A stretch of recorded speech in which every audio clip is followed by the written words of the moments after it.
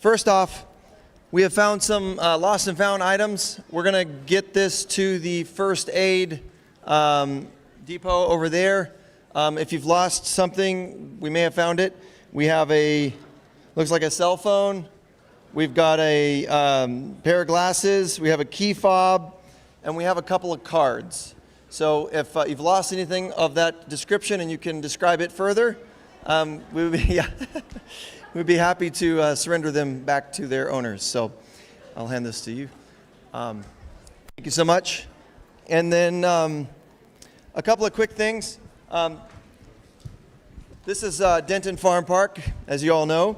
And I'd just like to highlight a couple of events that are coming up here at this venue that are not related to this camp, but we just wanted to mention them. Number one is Fun on the Farm. And this is going to be free entry. Entry fee is $8 for adults, $5 for kids, and free for 4 and under. And it's going to be October 25th and 26th, which is Friday and Saturday, from 10 a.m. to 5 p.m. on Friday and 10 a.m. to 4:30 p.m. on Saturday. And it's a fall festival, so they want you to join them for that event. Also, after Thanksgiving, November 29 and 30, and then through December, they have the Christmas train, the annual Christmas train. So just wanted to bring your attention to those two events and encourage you to come and enjoy yourselves here during the holidays. One other thing I'd like to bring to your attention is these bags each of you got. And I wanted to just tell you what's inside there. So this book here, this book is called The Ministry of Healing. This was one of Barbara's first experiences with a health book. This book has made one of the biggest impact on her life. She quotes from it nonstop up here. And one of her favorite pages in this book is pages 57 through 58. She'll quote from it a lot while she's up here. So I encourage you to read this. It's a book that focuses on Christ and his ministry as a healer. And it's really Bible-based and just an inspired book. It's so incredible. So I want to encourage you, each of you, to read that and have an experience that will be awakening. On top of that, there's a couple other things in here. We have the Seventh-day Adventist Church, who's put this event on, also has a fall festival that's free admission. And it's a little bit of a health scanning event where we're going to be doing various things like testing your breath, your lung capacity, and checking your heart rate, and doing various little things like that. And we'll have a little bouncy house there for the kids. And it's downtown Denton. And the dates for that are, it's going to be Sunday, November 3rd from 1 to 5 p.m. That's Sunday, November 3rd, 1 to 5 p.m. I really hope you guys will join us out there for that event. This is our actually third annual now for that. And then on top of that, in Greensboro, we are going to be hosting a free health clinic. Now this is going to there's going to be dentists there, there's going to be eye care there, there's going to be mental health care and medical services as well, all for free. So you can go there on October 25th, 27th, and 28th. October 25th, 27th, 28th, and it opens at 8 a.m. each day, those days. And all services are 100% free. So please join us there as well if you are needing any services. There's also Thrive, which is just a little booklet. I encourage you to read on coping in the midst of crisis. Then there's a little bookmark, and then most importantly is what's happening tomorrow here at the Denton Farm Park, which is the DeSozo Camp, which I invited all you to yesterday. But this flyer has the QR code. You can just scan the QR code. It'll take you to the registration page. It'll give you an introduction to all the speakers. We have one of the speakers here tonight, and I'm going to have him just kind of introduce to you what he's going to be presenting on tomorrow for intermission, just for about a 5-minute snapshot. So Just wanted to run you through that bag, and tell you why we gave it to you all. And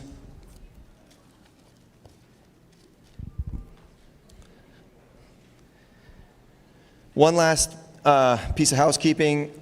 Sales over at the booths here are going to be open tonight and tomorrow, and they will be open on Friday up until Barbara's first lecture. They're going to close down while she does the lecture. So if you want to get something over there, you need to get it between now and Friday at 5:30 p.m. or we're going to close it down. It will then open again Saturday night for a brief period after the lectures. So that is all. So if you would just bow your heads with me, we'll open with a word of prayer. Father, again, we come in your presence. We invite your holy angels in our midst. We pray that you open our minds, you open our hearts. Lord, anoint your servant as she presents to us the message of the gospel in the care of our bodies. Father, we know that you are the great healer, and you want each of us to be in good health, the Bible has told us.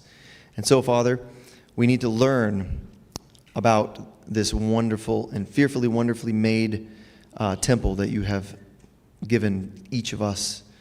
And we pray, Father, that it would be given back to you a living sacrifice. Father, thank you, and we pray these things in Jesus' name. Amen.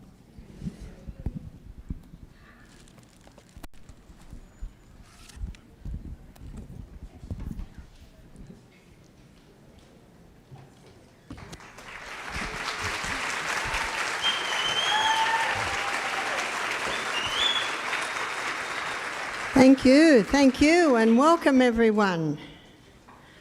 All we have of freedom, all we use and know, this our fathers bought for us long and long ago.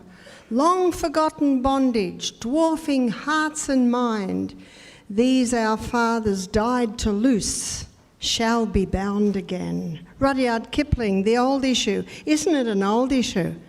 And isn't it a new issue? That our freedoms are being taken away from us. And particularly, we've been talking about freedoms regarding our health. Many are in bondage to pharmaceutical medications. Many are in bondage. And not even realizing the bondage that they're under. One of the first things that Jesus read when he was asked to read in the temple, he just reached the age of 30. And it's found in Luke 4:18. He said, "The Spirit of the Lord is upon me, for he hath anointed me to preach the gospel to the poor. He hath sent me to heal the brokenhearted, to preach deliverance to the captives." Did you hear that?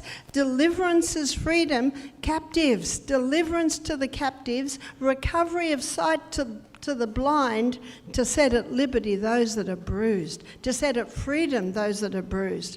Many have been blinded to the dangers and the deceptions of the pharmaceutical company. And when a lady just came to me this afternoon and said her 21-year-old daughter took the shot and had a stroke in a wheelchair. It's a total deception, isn't it? Anyway, she said little by little she's out of the wheelchair. 21. Yeah. Now that will never reach the news. Is that right? In fact, every medical authority she has rung do not want to know about it. And that girl took that shot with the belief that it would protect her from COVID. And that is a total deception. A total deception. We know because 2 years ago, a double-shot man attended our program and within the second day told us that he had COVID, gave it to half the staff, half the guests, double shots. Does it protect? Not at all. And not only does it not protect, but it's damaging so many people. Young men, getting cardiac arrest, young men getting myocarditis.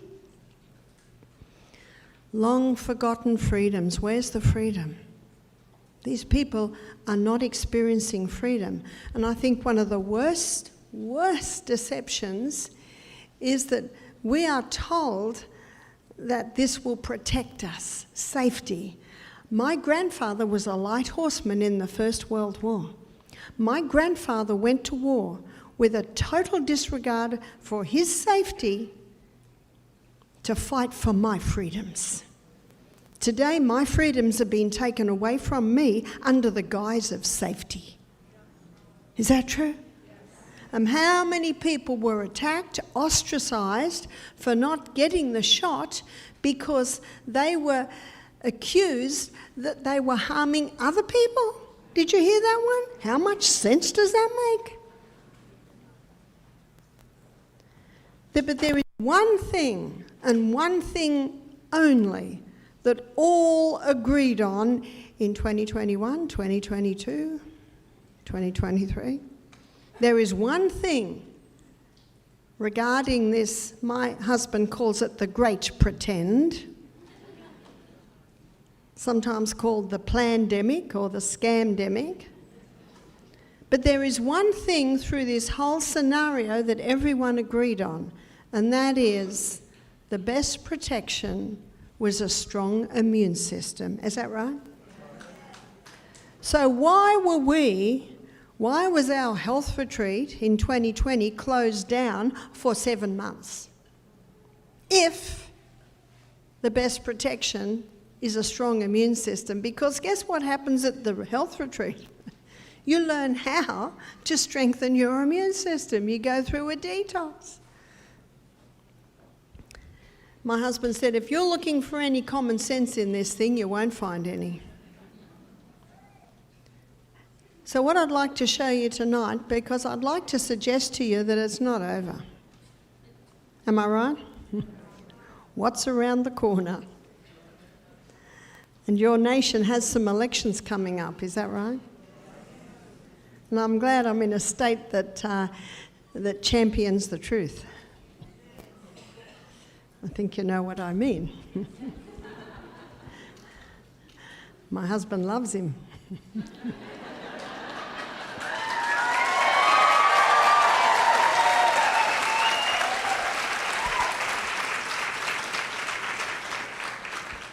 At least he hasn't got dementia. But we're not here to talk about that tonight. We're here to talk about truth, so in a way we are.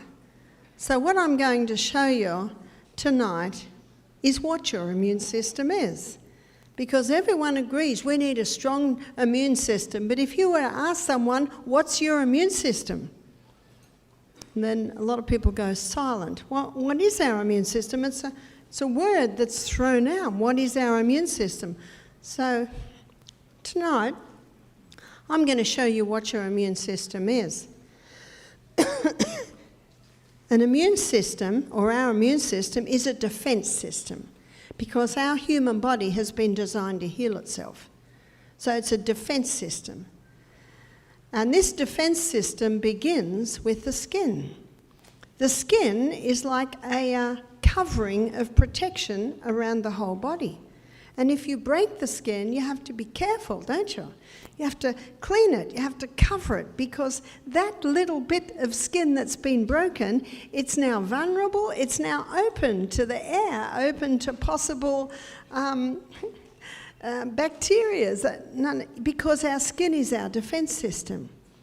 But if we go to the head, we find 7 holes in the head, 2 ears, 2 eyes, 2 nostrils and a mouth. Let's start with the ear. Let's look at the defense system in the ear, because there's an avenue of opening to inside of the body. And you'll find an eardrum, and you'll also find little hairs in there, and you'll also find some wax. So these are all part of the defense system to protect the inside of the body from any outside invaders. Let's now go to the nose. The nose has defense systems in there. There are little hairs in there. And They're a little like cave-type structures, so that if you breathe in air that has some dust on it, it's heavy. If you breathe in clean air, it's light and it shoots straight to the back of the nose and goes down into the trachea, which goes down into the lungs. But if it has a little bit of dust on it, it's a little heavier. And so what it does when it's a little heavier, it shoots backwards and forwards like ricochets all around those little cave-type structures inside the nose until it shakes off that little bit of dust, becomes light, and then it goes through down the back of the nose into the trachea. And yesterday we touched briefly on the nose, how it purifies the air. That's how it purifies the air. Mouth does not do that. Nose purifies the air, warms the air, humidifies the air, balances blood gases. We touched on this when we looked at heart. And it also pressurizes the air, making it perfect for the lungs. That's what all the little canals at the back of your nose are. And the more you use those canals, the more they will open. So the nose has a defense system.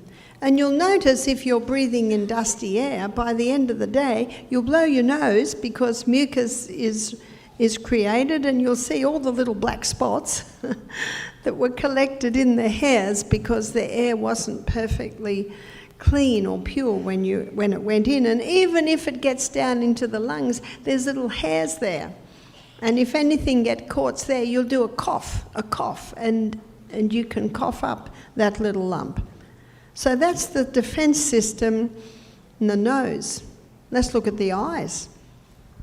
Notice there's a bone around the eye so that if anything hits, then it protects the eye because of this bony structure.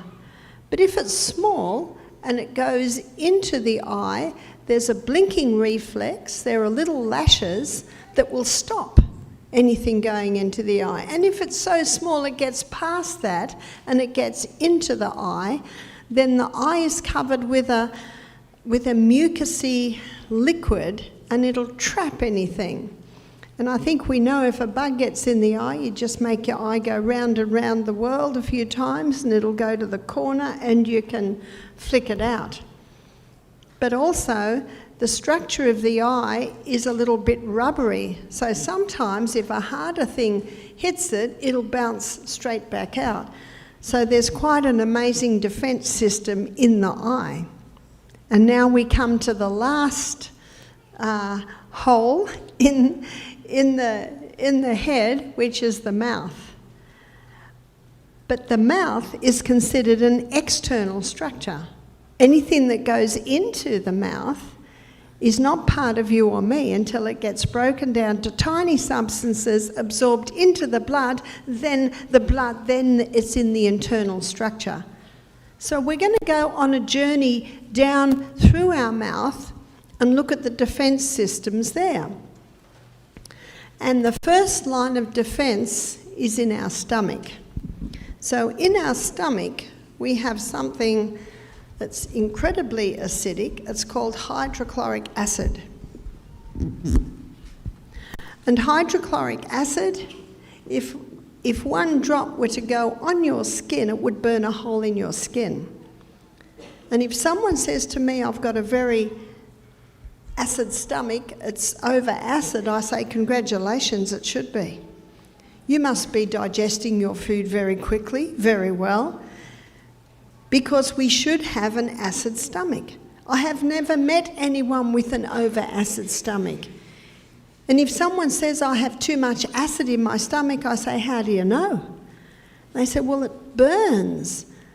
Well, it's not, the problem usually isn't the acid. The problem usually is that the person's dehydrated because the lining of the stomach has a thick mucosa wall on it to protect the lining of the stomach. When you have a glass of water half an hour before the meal, the first thing it does is it thickens that thick mucosa wall that lines the stomach. So the stomach should not be feeling burning. That's an indication that the stomach lining is not thick enough. often because of dehydration.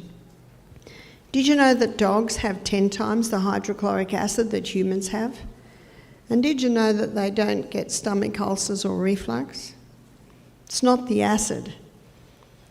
And if someone does have reflux or heartburn where the acid's coming up, the problem's not the acid. The problem's the little gate.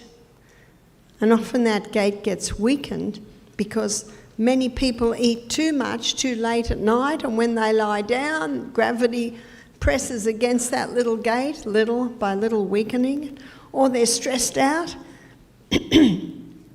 When a person's stressed out, their muscles tighten, and that little muscle there, it tightens, and when it tightens, it opens.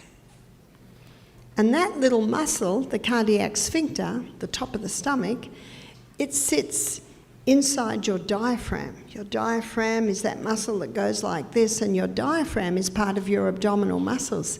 And if your abdominal muscles are weak, that little cardiac sphincter is weak. So if you go to the doctor with heartburn or reflux, will he talk to you about strengthening your abdominal muscles? No, he won't.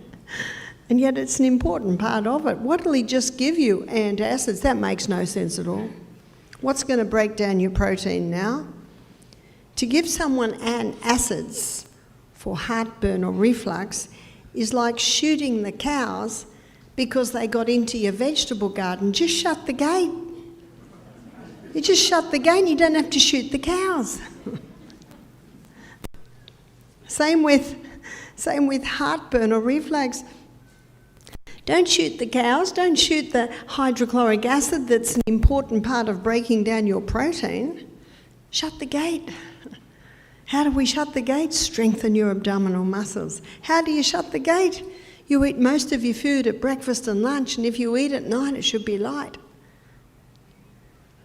Shut the gate by taking magnesium. If you take magnesium at night, it's a muscle relaxant. It'll shut the gate. And assess your stress levels. Life should be good. It shouldn't be constant stress. No, the hydrochloric acid is important. Let me show you why. Because hydrochloric acid is a strong antimicrobial agent. It's antibacterial, it's antifungal, it's even antiviral. That's hydrochloric acid. That's one role that hydrochloric acid has. Another role that it has is it connects with pepsinogen to release pepsin. And pepsin is the enzyme that breaks down protein.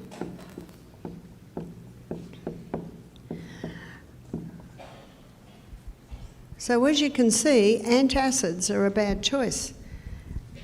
And I met a man who'd been on antacids for 10 years. Is it working?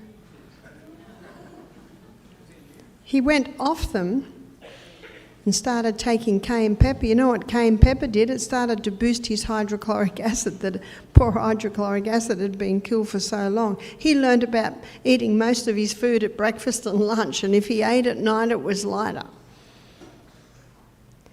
Have you seen what dogs eat? I know my daughter Emma, she lives on 7 acres, and her dog one day went across the road and pulled a dead cow leg into the yard. We all knew it because, whoa, the smell. And the dog's eating it, and the dog doesn't die. We would. Why doesn't the dog die? Because the dog's got 10 times the hydrochloric acid that we have.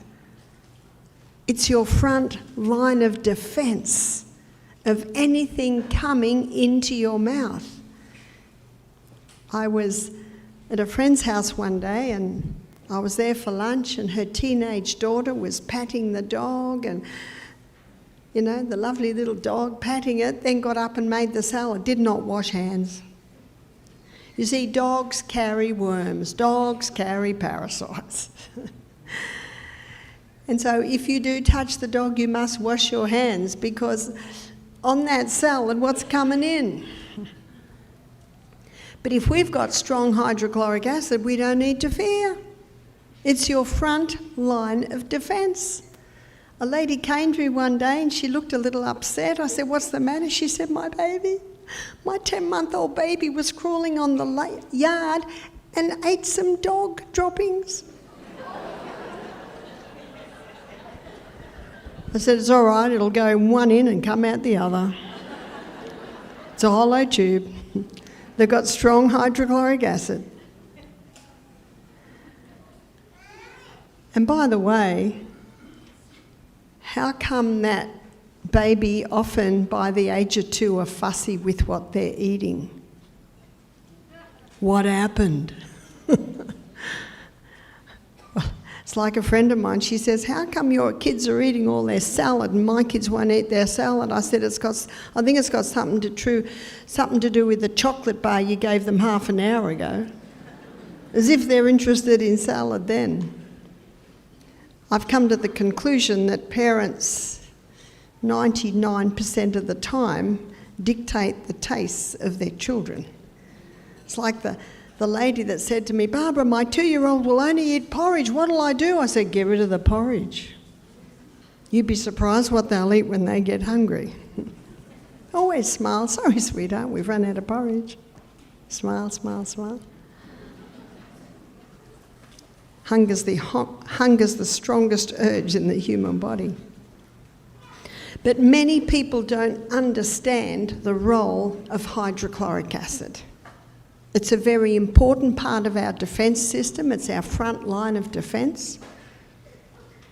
And many people slaughter it.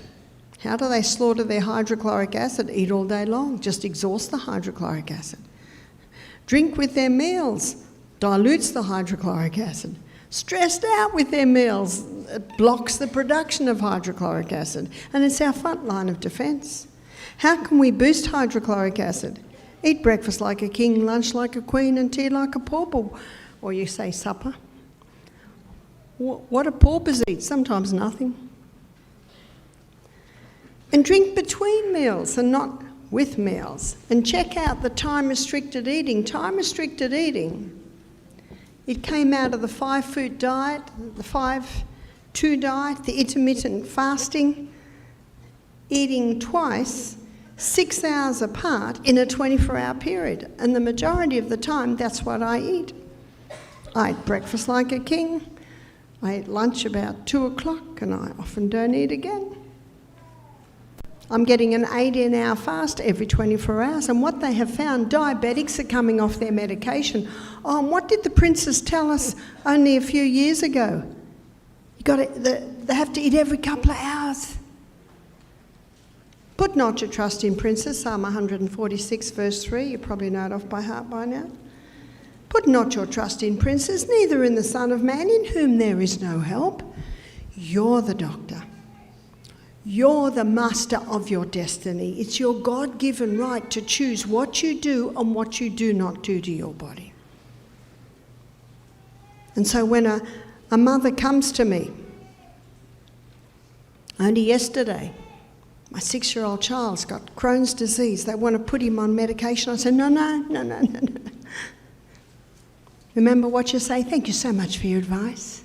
Take the script and leave. Get Sustain Me. There's a chapter in there on the colon. And I have seen many totally heal from this. There is no need to take medication. Hydrochloric acid is important. When I was in northern part of southern Spain called Andalusia, I was there a month ago and I was staying with a family.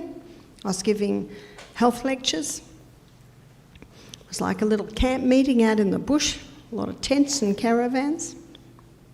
But the family I was staying with had 4 children. They had a 2-year-old, a 4-year-old, a 6-year-old and a 9-year-old. Those children ate time-restricted eating. Those children ate 2 meals a day. They're happiest little kids. Do you know when children say they're starving, they're usually bored? Have you discovered that? Or they're often thirsty. Distract them and you'll be surprised how quickly they forget. But it's also important to eat food that keeps the food in the stomach so it can go those 6 hours before meal. That's high fibre. Fibre slowly releases the glucose. Doesn't like me going over there. Generous protein and healthy fats.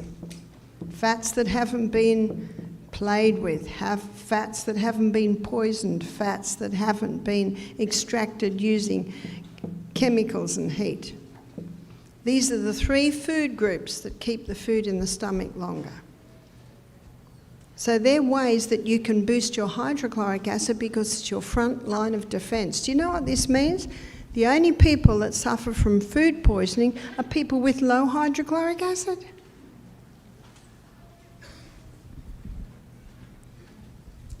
Then we come down our gastrointestinal tract and God's put another line of defence. So now we're coming to the small intestine, and the small intestine is lined with villi. And up the middle of the villi is a lacteal, part of our lymphatic system, and that's where our unsaturated fats are absorbed into. And then all through the little villi is the blood capillary network. But covering this villi is a thick turf wall. And that thick turf wall, and this is what Dr. Natasha Campbell McBride calls it, and she wrote the book Gut and Psychology, it's a thick turf wall. And this thick turf wall is made up of microorganisms. On the first night when I looked at the true role of microorganisms in disease, I mentioned that we have 10 times the microorganisms in our body than cells. And I also said we have 10 times the microorganisms in our gastrointestinal tract than anywhere else in the body. And these microorganisms, they play a very important role in protection. These microorganisms are responsible for the final breakdown of our food. Enzymes released in our stomach, enzymes released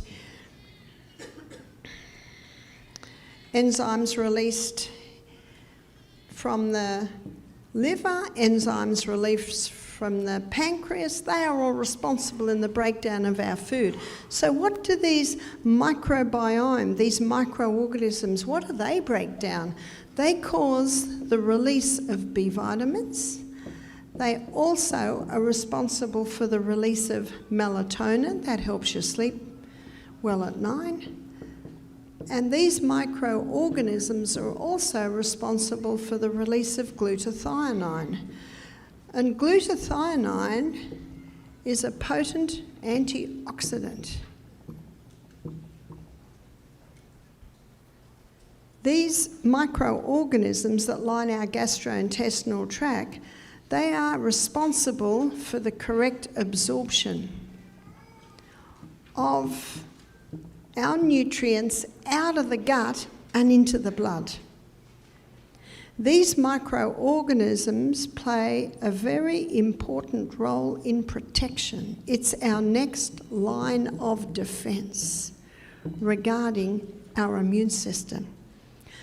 So if the hydrochloric acid's low, and maybe some bacteria or pathogenic bacteria or fungus has survived the stomach, survived coming through the hydrochloric acid because the person's eating all day long and they're drinking with their meals and they're stressed out and they've got reflux and they're on antacids, well, there's not going to be much hydrochloric acid there.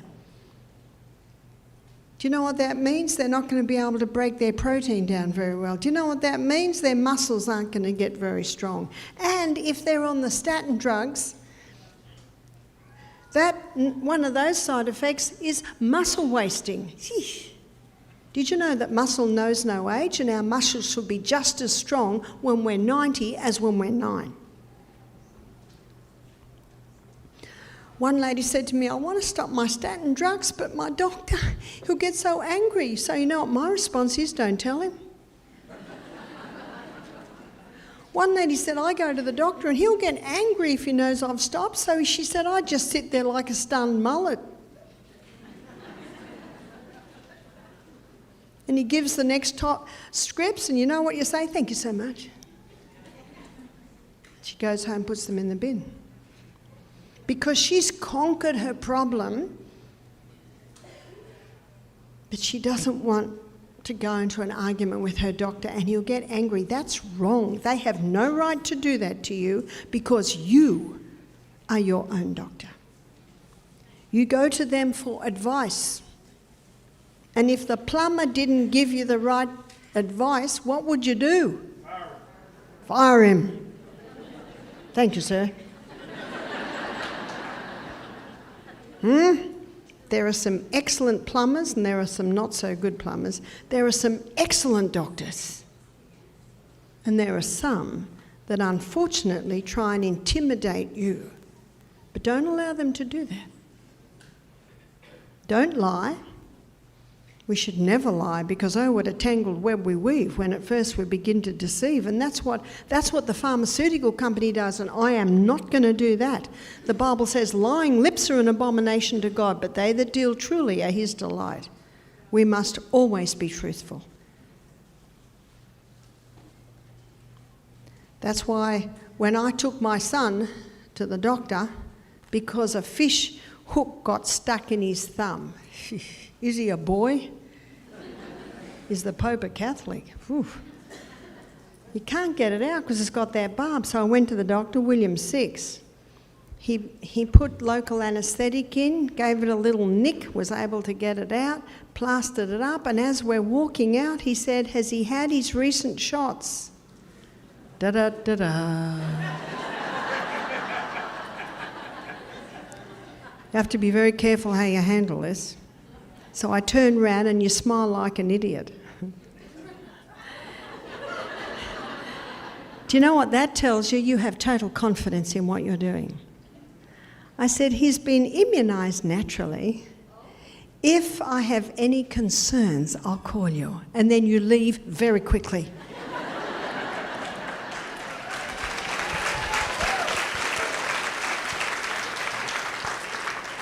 What do I mean when he's been immunised naturally? My son has sunshine every day. Do you know the sun is the healer in the sky? I hope you got a bit today. My son drinks adequate water because his mother won't give him breakfast unless he's had his water. Oh, she's mean. My son goes to bed early every night. As we go through this, you will see that this is your natural immune system booster. My son doesn't have stress because I have taught my son that there's a great God of heaven that loves him, and he has his own personal angel, his guardian angel that protects him. I don't give my son any refined sugar. I don't give my son any chemicals. I raised 8 children without drugs and they're all still alive. My son breathes through his nose. He's getting adequate oxygen. I give my son nourishing food. I'm careful and I don't let my son have half a cup of honey a day, a bit too much. He can have a teaspoon on his porridge. My son exercises every day. We live in a rainforest. We've got hills. These are the basic conditions required. That's why I love that chapter page. It's page 57, 58 in that little book, Ministry of Healing. It's under the chapter, the physician, the educator. Did you know that's what the word physician or doctor means? Educator, educator. Educating you on how to look after your body. In Australia, because of Medicare, the doctor's not allowed to spend more than 15 minutes with you. I've got a friend, she's a doctor, she's always getting into trouble. And she doesn't care. That boosts your immunity. It boosts your hydrochloric acid. It ensures that your second line of defence, which is your microorganisms lining your gastrointestinal tract, look what they do. They protect. They're part of your immune system. What these microorganisms also do, they nourish the cells that line the gastrointestinal tract. I was watching a documentary on microbiome, and they were interviewing an obstetrician. He was in his 70s. He said, "We always thought God made a mistake when he put the birth canal and the anus so close." He said, "We used to give women an enema every time they came in labour because we don't want anything coming out of there going anywhere near that baby." He said, "We now know it's a perfect design. Because when the birth canal stretches open with the baby being born, then the anus stretches open and the air coming out of there and the baby's first breath, what are they breathing in? And swallowing in. They're swallowing those microorganisms. You see, when we were in utero, our gut was sterile. But when we were born, we were literally showered with our mother's microorganisms. Very important that the mother have a nice, strong microbiome to give her baby at birth. That's why I do not agree in a woman having an antibiotic in pregnancy. Because what the antibiotic does, it kills off the good and the bad alike. And what an antibiotic does, it kills off some of the good microbes. And a compromised microbiome in the mother will deliver a compromised microbiome to baby. So I'm in the Inquisition, the tribunal, in Australia, where they're questioning me. I had a lawyer one side and my husband the other side, and they were not allowed to talk to me. Isn't that incredible? In fact, when I went to go in, they said to my husband, "Excuse me, Mr. O'Neill, only Mrs. O'Neill comes in here." And he said to them, "Well, I've got news for you. If Mr. O'Neill can't go in there, either can Mrs. O'Neill." So they had a little chat and let him in. And they were questioning me. It didn't bother me because I've done nothing wrong. But one area they began to question me. You see, what a woman is tested for today is strep B in her pregnancy. And if she has strep B, she's told she must take an antibiotic or her baby could be born blind or her baby could die. Now there's no cases of blindness or babies being born dying. And I've spoken to a few midwives about this, and when I had babies, I was never even tested for strep B. But so many women are now, and so many women are taking antibiotics when they're pregnant, and they're taking antibiotics through what? Fear. Because no mother wants to lose her baby or cause her baby to be blind. But we should never make a decision on fear, we should make it on facts. And they had an obscure study where these women were given antibiotics and some weren't, and they had strep B, and 40% of the women that had antibiotics got coverage. Now, to me, that's not very much. And they said, considering that study, would you still advise a woman not to take antibiotics in pregnancy? And they all sat there, the four of them, with their pens ready, and I knew this was the defining line. And I said, I cannot in full conscience advise a woman to take antibiotics in pregnancy because of the damage effect it will do to her microbiome. And they all started writing, and I thought, oh, I've just sealed my fate. And I did. In fact, when we came out, I went to the bathroom, and Michael said to our lawyer, "So what do you reckon?" And she said, "I can't believe it, they've got nothing on her." She said, "I sit through these tribunals all the time, and I see people go down all the time," but she said, there was nothing. They've got nothing on your wife. And Michael said, "Does that mean she'll get off?" And the lawyer said, "Oh no, she'll get a life ban in Australia, but she won't go to jail, because if she was guilty, she'd go to jail." What sort of justice is that? Anyway, it is what it is, as my daughter says. And I guess I wouldn't be here if I hadn't been banned in Australia.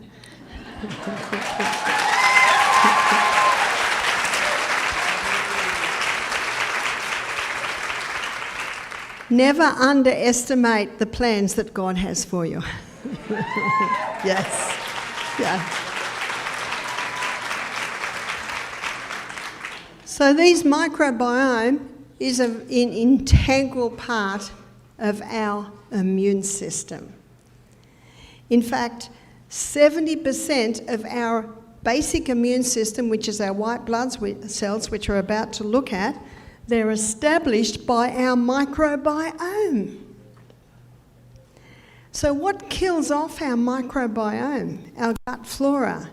Yes, antibiotics do. I'm not against antibiotics. I think that they certainly can save a life, but most people should only have about 2 courses in a lifetime. Did everyone hear that?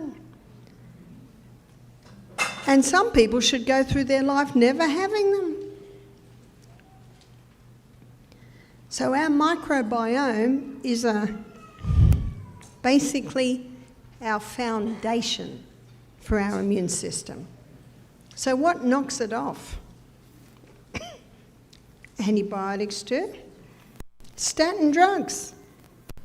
I mentioned that one last night. Not only do statin drugs cause Alzheimer's, dementia, muscle wasting, memory loss, breast cancer, they're the figures, but statin drugs also kill off your microbiome. What also knocks it off is long-term painkiller use. If you've got time to pull Tristan aside, he's got an incredible story about after a very serious back injury with constant pain, and all he was offered was painkillers, and he has conquered it. He has no pain, but if you see the size of him, he's very fit. He has to go to the gym 5 days a week. Long-term painkiller use, what happens is after a while the painkiller's not doing what it originally did, and now you're addicted to it, and in the meantime your kidneys and your liver are suffering and your microbiome's being killed off. It's not a happy picture. What happens when the microbiome is knocked off? Then you've lost the efficient breakdown and release of these important nutrients. You've lost the efficient absorption, and some things are getting through that should never get through because you've also lost your protection. How can we boost our microbiome? Fibre. Fibre. Fibre is given the name, you might have heard it, prebiotic, because a prebiotic feeds the probiotic, and the probiotic, which means for life, is a description of your microbiome. Yes, foods like yogurts, miso, kimchi, kefir, sauerkraut, yes, they all contain some microbiome because they're called naturally cultured foods. But prebiotics feed probiotics. Let me give you an illustration. You can have 20 different types of grapes, and every single grape will feed a different microbiome, a different microorganism. So the more variety of fibre you have in your food, the more variety of microorganisms you have in your gut. And legumes, they're an amazing fibre that feeds your microbiome. Some people say to me, but Barbara, I can't handle lentils, I bloat. Well, it is important to soak them. It is important to well rinse them and make sure they're cooked till they're soft. But if even after doing all that you get bloating, that tells me you haven't got the gut flora in your gut for that lentil. So you know what you do? You bring it right back until an amount that won't cause bloating. might be a teaspoon. And then you'll eat a teaspoon of legumes every day for a week, no bloating. Then you can go to 2 teaspoons. Then you can go to 3 teaspoons. Maybe within a month, you're up to 4 teaspoons. And then you will find that there's no bloating. You know what that tells you? You have just revived and fed that microorganism that your gut needs to effectively finalise the breakdown of that lentil. We should be having at least 7 different fibres per meal. So let me tell you what I had for lunch. Let's count how many different fibres I had at lunch. I had lettuce, I had avocado, I had olives, I had tomato, I had sweet potato, I had white potato, I had lentils, and I had onion, and then cooked tomato. That's about 9 different fibres. Count it at your meal. Count how many different types of fibres. Unfortunately today, when people are eating that high carbohydrate diet we talked about, cereal and toast for breakfast, sandwiches, lunch, pasta, tea, that's about 1 fibre, wheat. And I also showed you in the Garden of Eden, when God said to Adam and Eve, "Behold, I've given you every herb bearing seed which is upon the face of the earth. There's all your grains, that's all your legumes, that's all your seeds. And every tree in the which of the trees a fruit bearing seed, that's your nut." In the Garden of Eden, God didn't say, "Behold, I've given you wheat." And that high carbohydrate diet predominantly is what people are eating. We need a variety. The more variety you have, the more variety of microorganisms you have in your gut, and the better fueled your microorganisms are, the more effective your microorganisms are. And remember, 70% of our immune system, basically, its foundation is in your microorganisms. Let's say the pathogenic bacteria that was on the lettuce, because the person patted the dog and then made the salad, it got past the hydrochloric acid because the person's drinking with their meals and eating all day long and they're stressed out. And then we come down to the second line of defence, which is the microorganisms lie in the gut, and oh no, they've just had a course of antibiotics, and oh no, they're on pain-killing medication and they're on statin drugs, and so it's greatly compromised. So this pathogenic bacteria, it gets through the second line of defence, and now it's in the blood. And once it gets into the blood, there's another line of defence. Because remember, the gastrointestinal tract is a hollow tube, and there are systems there, as I've shown you, protect anything that might come in on the food. But those systems have been broken down, and they are with many people because of the deception of the pharmaceutical company to make people think that they've got to be on this medication, whereas the fact is drugs never cure disease. They just change the form and location of. In the little book, The Ministry of Healing, page 57, right down the bottom, the author says, "The only hope of better things is the education of people in the right principles." And I get so excited to be able to teach so many people, because the more people that hear this, the more people will experience freedom. That is true.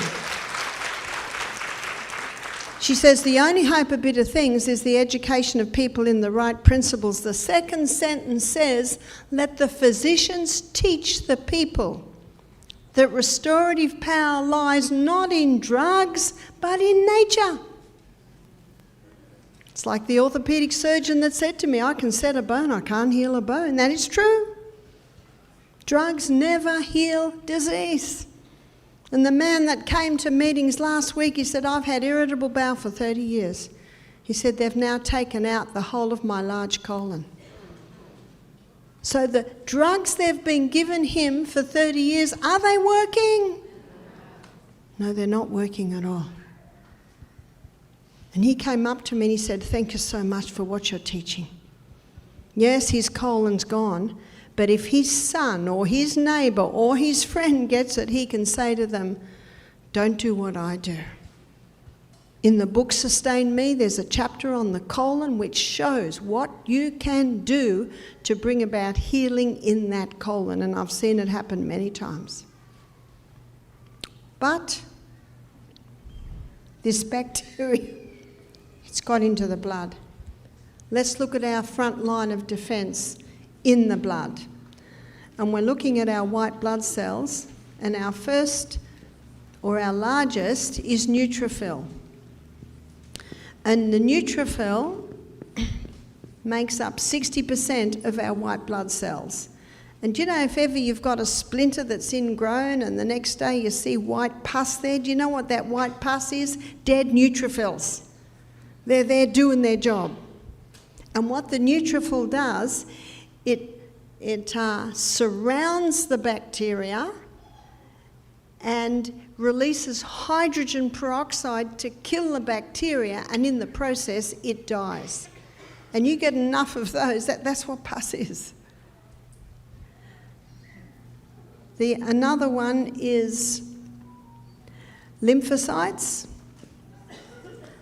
Lymphocytes is the white blood cell that's made in the lymphatic system, in the lymph nodes, under the arm, in the neck, in the groin. And lymphocytes are also found in the colon, and they are influenced, absolutely, their production, by the microbiome, and they make up 20%. The lymphocytes are the scouts, and so when that bacteria got into the blood, the first one to see it was the lymphocyte. The lymphocyte communicates with the neutrophil and says, "Hey, we've got a problem over here." And so it'll send. And those white blood cells, they can get out of the blood and into the tissues wherever there is a need. It's an amazing system. Monocytes. The monocytes are the cleanup team. And the monocytes, they make up approximately 15% of white blood cells. Basophil, that also is another white blood cell, but it only takes up 3%. And the last one is eosinophil. And eosinophil makes up 2%. And they all have slightly different roles. So this is what is probably traditionally called our immune system. And when a person takes an antibiotic, yes, it kills bacteria, yes, but it also kills up your gut flora, and it kills your immune system. It kills off your white blood cells. It doesn't make any sense, does it? Yes, in a crisis. Yes, when someone's dying out because of a severe infection, absolutely, an antibiotic can step in and save a life. But that's where it should be kept for, is life-saving. In my next lecture after the break, we're going to go through some simple natural treatments you can do to prevent it getting to that. What's the old saying? Nip it in the bud. A stitch in time saves 9. As soon as there's an issue, deal with it. Then it doesn't have to get to a serious state. Basophils and eosinophils, those levels rise majorly whenever there's an allergy. And it could be an allergy to mould exposure, it could be an allergy to chemical exposure, and it could be an allergy to certain foods. And the foods I find that cause the biggest rise in this are dairy. Cow's milk is excellent milk for baby calves, and I do acknowledge when you've got 5th generation dairy farmers, they've got the enzymes in the gut that can handle it, but it's usually raw and organic. In Australia, the current figures are 60% of Australians can't handle dairy, but if it was raw and organic, that would bring it to about 30%. I certainly do acknowledge that.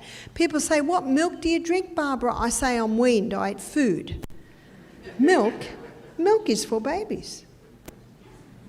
The wheat was hybridised in the 1950s, and the hybridisation of the wheat created a starch structure that is very difficult for the gut to break down. They put wheat through intensive crossbreeding to produce a plant with a high yield of grain. It was rushed through with no safety studies. Does that sound familiar? It was rushed through with no safety studies because they didn't think they had to do safety studies on wheat.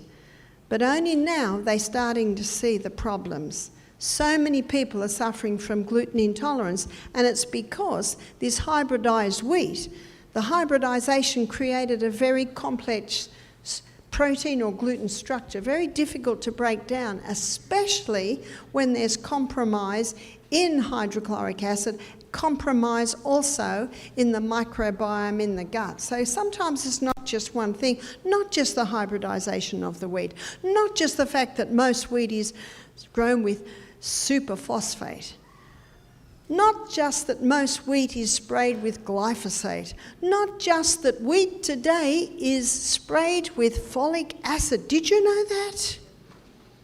And did you know that that's why we're getting so many babies with tongue ties, lip ties, cheek ties? Never heard of such a thing when I had my babies.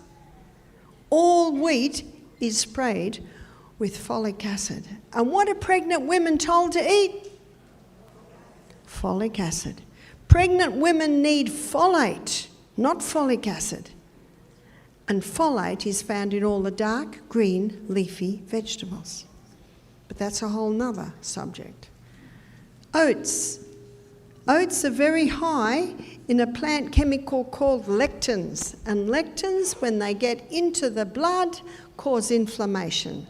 And if the gut flora is working well, it blocks any lectins. My sons have oats for breakfast every day. They love them. They got no problems. They got good gut flora, no problem. But if someone has a health issue, especially an allergy, the oats must stop until it's conquered. Peanuts are commonly contaminated with mould. If you're feeling sad right now because you love peanut butter, try almond butter, try cashew butter. Refined sugar is like kerosene to a fire, and refined sugar is another contributing factor to a disruption in the gut flora.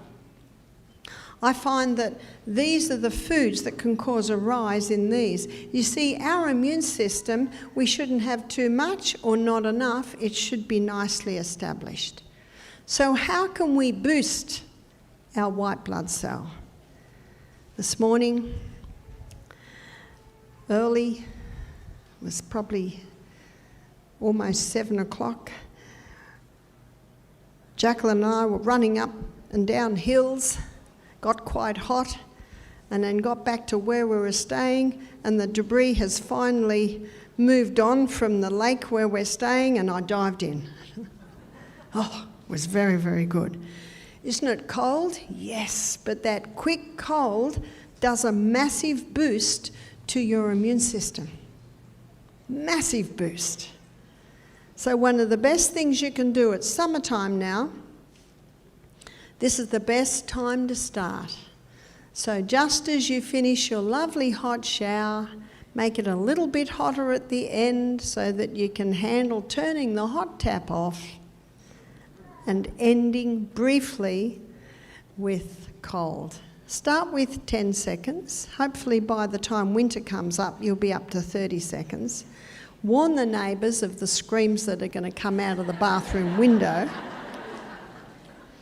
But that is one of the best immune system boosters because our white blood cells are made in our bone marrow. What stimulates bone marrow? Exercise. What stimulates bone marrow to produce the white blood cells? Yes, we must be well hydrated, but they're quick cold. You might not have a lake or a river or a sea, but you can turn your hot tap off and have that quick cold. Go to bed early because especially the hours before midnight. Try and get at least 2 before midnight. It is that sleep that revives and restores your immune system. When we're stressed out the whole time, that can inhibit your immune system. Trusting in God every day, thank Him every day. In 1 Thessalonians 5:18, the Bible says, in everything give thanks. Thank you so much that I'm here. Thank you so much for where I am, for who I am. Thank you so much, Father, that I broke my arm in early December. Thank you so much, Father, it wasn't my right arm. There's always something that we can be thankful for. And look, it works, because we live in a body that heals itself. Stop the refined sugar. Stop the caffeines, the alcohols, the chemicals, the poisons. Have you been investigating what's in your laundry cupboard yet, or is it a bit scary?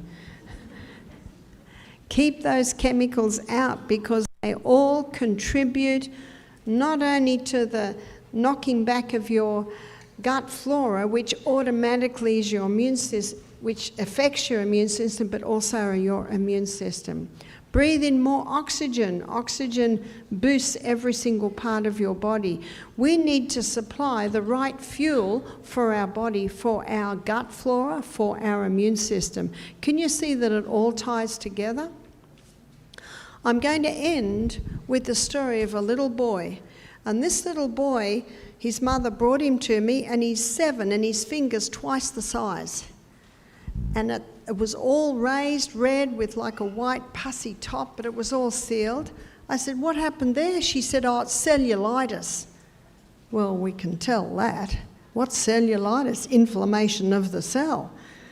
I said, yeah, but what happened? She said, well, he had a blister, it broke, and he's in the dirt playing with his matchbox cars. What's going to happen now? He's lost his front line of defence. So dirt gets into the skin, because for a little boy, he didn't care, it's just playing in the dirt. So as soon as the dirt gets into the blood, immediately the lymphocytes alert the danger, the neutrophils come along, the monocytes are trying hard to clean up, but it's just overload. And the lymphatic system comes along and it causes an overload of fluid in there to swell it, to try and prevent this bacteria in the dirt going to the rest of the body. It's an incredible system that we live in. She went to the doctor. He was on his 2nd course of antibiotics. What are the antibiotics doing? They're knocking this back. This makes no sense at all.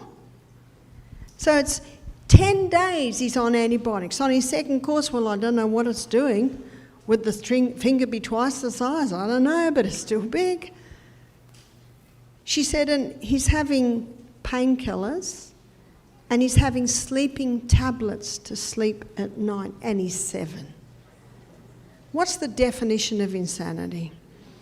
To do what you've always done and expect different results. I'm not criticising this mother. She didn't know what to do. That's why the only hope of better things is the education of people in the right principles. I said, can I try something? She said, please. So I got 2 mugs, and I'm going to explain this in more detail after the break. I put his finger in hot water for 3 minutes, ice cold for 30 seconds, back into the hot, did that 3 times. By the end of the 3 times, how long did that take? 10, 12 minutes? The boy's smiling. Why is he smiling? He's got relief. And do you know what that alternating hot and colds did? It stimulated his immune system to make more white blood cells. Then I grated a potato, or just about a teaspoon, and wrapped it on him. He just sat there looking at me smiling. His body language told me he had 50% reduction in his pain. That was in 10 minutes. How long does Tylenol take to have an effect? Half an hour? This is quicker than that. They went home and the little boy said, can we do that again? Why did he say that? He got relief. They did it again before he went to bed. In the morning when they took it off, the finger was back to normal. Everything had come out. It was the first night he'd slept. She said, what'll I do with the antibiotics? I said, I have no authority over those antibiotics. Only you and your doctor have. I can tell you what I do, but I think you already know. No need for painkillers now. No need for sleeping tablets. How simple is that? So simple. Totally healed. Because what this mother did, and before she met me, she just didn't know. What this mother did is she worked with this incredible body that's got an inbuilt ability to heal itself. We've got everything we need in here. It's just knowing how to access it. My sister is a senior science teacher, and when she teaches her children immunology about their immune system, she finishes by saying this: see, the body's been designed to heal itself. Thank God for that. Please have a break and we'll return at 7 o'clock.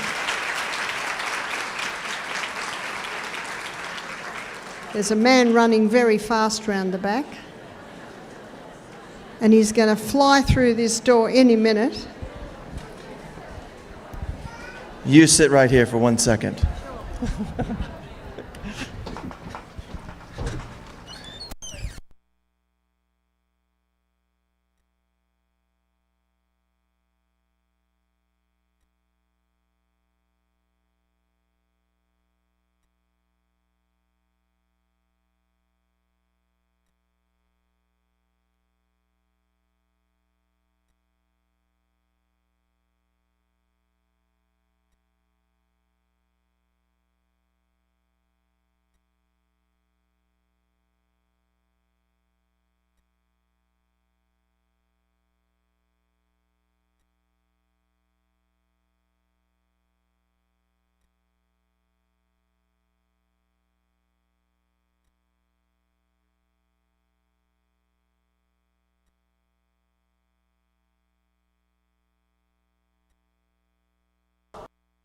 And also, Barbara, because today is both of their anniversaries.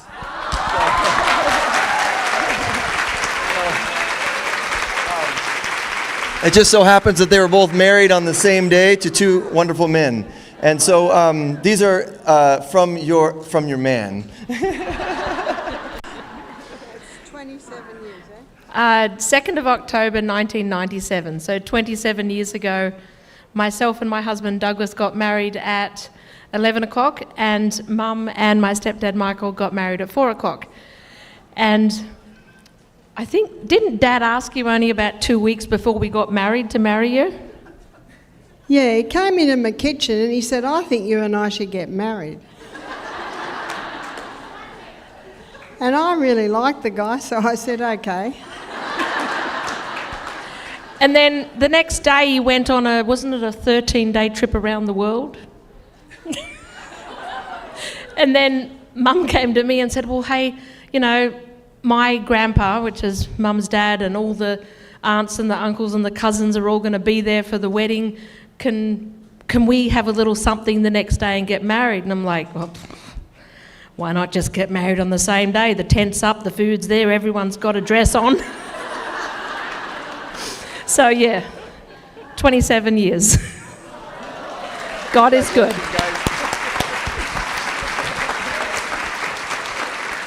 And these beautiful flowers were arranged by Flowers by Patty. They're a local flower shop, so really beautiful arrangements. So we can thank them for that. Yeah.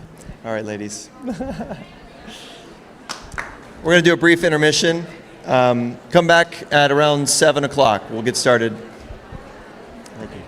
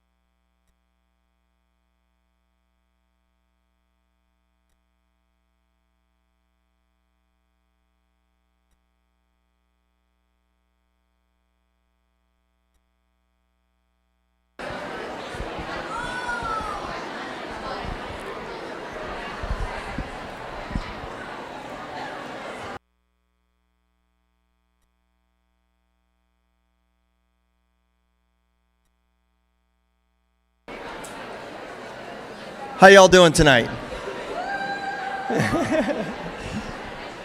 We're going to get started here. Just a couple of things. Can everybody hear me okay? Does it sound good tonight? A little bit too loud or too low? Okay, we're good? Okay. Well, we can actually thank a local business for this sound. They actually donated their time, and it's R&R Auto Care. So let me get the actual name here.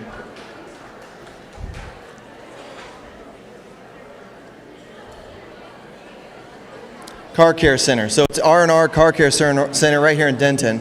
And give a big hand for them.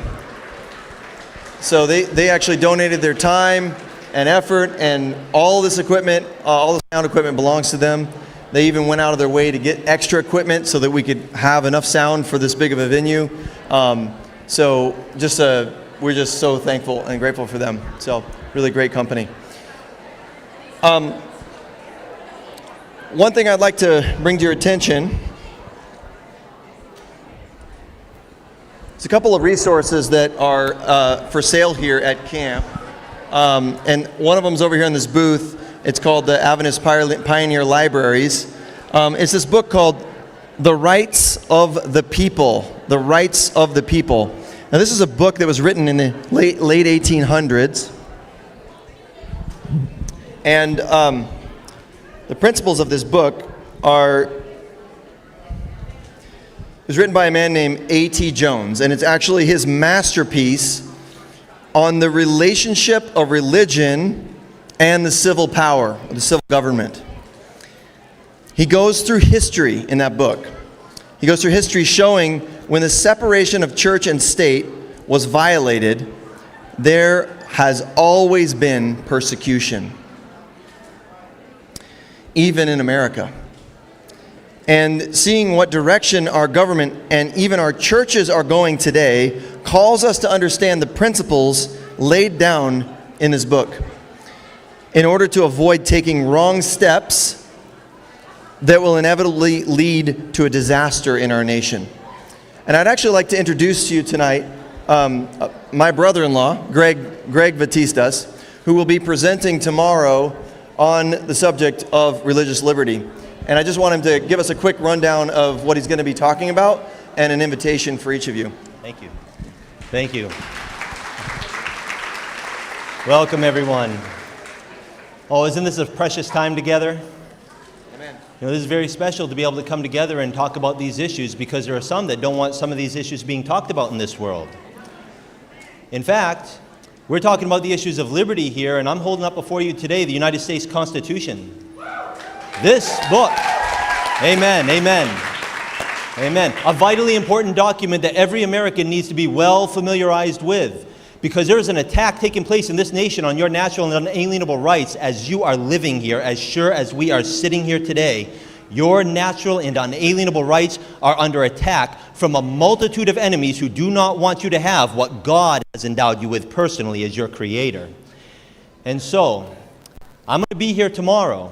We're going to go through 3 parts tomorrow on liberty, in understanding natural and unalienable rights that you have been personally given by your Creator. And by the way, that is a higher authority than any government, group of men, or institution on this earth.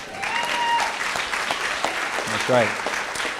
And true natural and unalienable rights can only be defended on biblical principles from your Creator. We're going to take a look at that.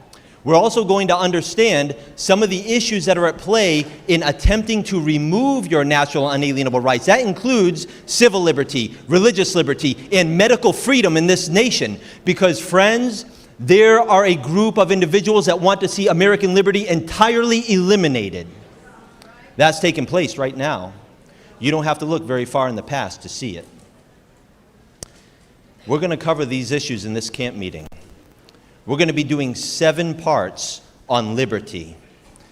Come to these meetings because you will clearly understand the issues, and you will be equipped with what you need from the Word of God and from our founding fathers and Constitution to intelligently stand up for your rights and liberties that you have been endowed with by your Creator, because very soon, a great challenge to liberty that is centered in the righteousness of Christ is going to take place in this nation. Bible prophecy reveals it.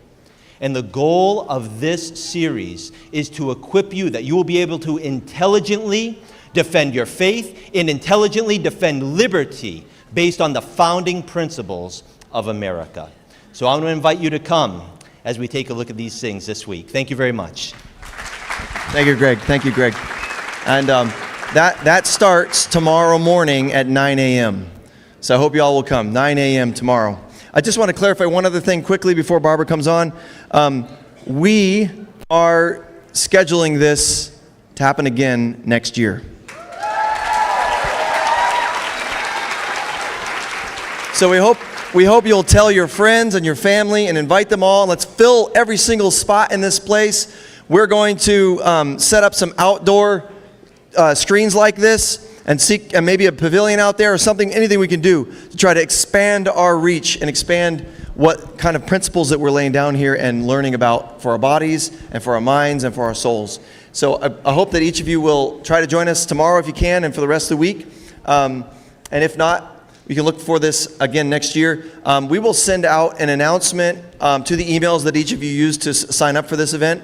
And also I want to say that every single one of these lectures is going to be put on YouTube.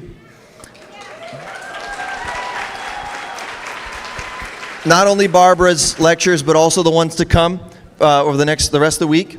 And they're all going to be on the Denton Seventh-day Adventist Church page. So if you just go to YouTube and search Denton Seventh-day Adventist Church, we'll probably put a folder or something, a playlist on there for the entire event. So, just so you know. And then on top of that, we're also going to send out, for everybody who signed up to those emails, we'll send out a link to that same playlist. All right? So, we'll invite Barbara out this time.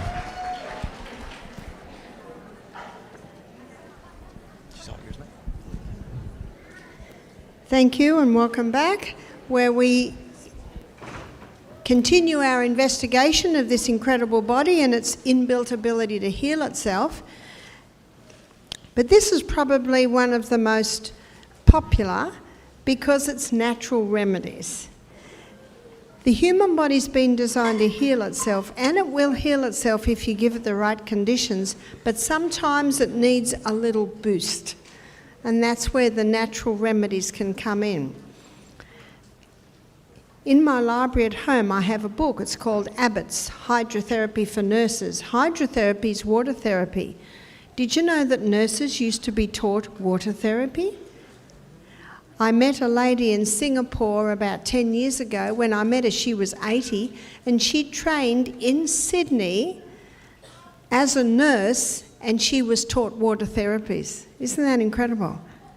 But it's long been forgotten now. But water therapy is a powerful treatment that anyone can do in their home. And I just mentioned to you about the little boy and his finger and the incredible relief it brought to him. What I want to show you now is how it worked and why it worked. And it's one of the most simple water therapies. It's called alternating hot and cold water application. So what I'd like to show you is how it works and why it works. So water can be used in three forms. It can be used as a gas, that's steam. And our guests at Misty Mountain Health Retreat every afternoon, they have the steam sauna. They go into the hot steam room, then they dive in the cold mountain stream and then back into the hot steam. They do this alternating hot and cold. It's a powerful boost to the immune system, powerful boost to the movement of blood through the body. But what I'm looking at now is targeting a certain part of the body like I did to that little boy's finger.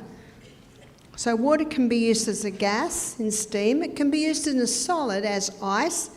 And by the way, ice is one of the best anti-inflammatories that we have. So if you get a mosquito bite, don't scratch it, ice it. And if you scratch it, what will happen to it? It'll get redder and bigger, and you might even break the skin, then you're in trouble. Just ice it. Every house, I'm sure, has a freezer, but make sure you have little cubes of ice in that freezer because it's such a powerful anti-inflammatory. And on the side of the football field, they don't have buckets of hot water, do they? They have buckets of ice.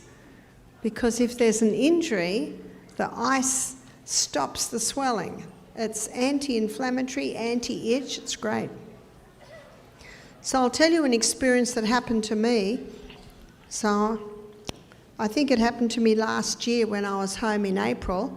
I was digging in the garden. My son was visiting and I had itch on my back, stinging. I said, "What's happening?" He said, "Mum, you got 30 tick bites."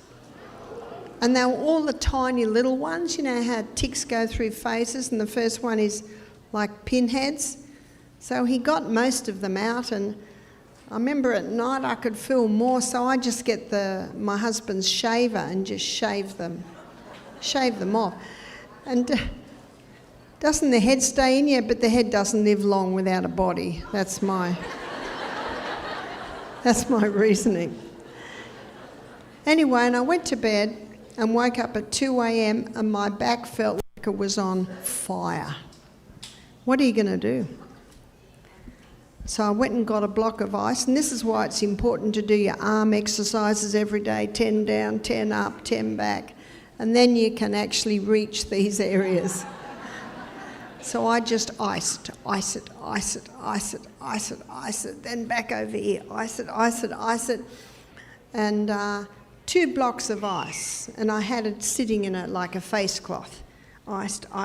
Took me about 15 minutes to ice my whole back. And when I'd finished, there was absolutely no burning, no sting, no itch, nothing.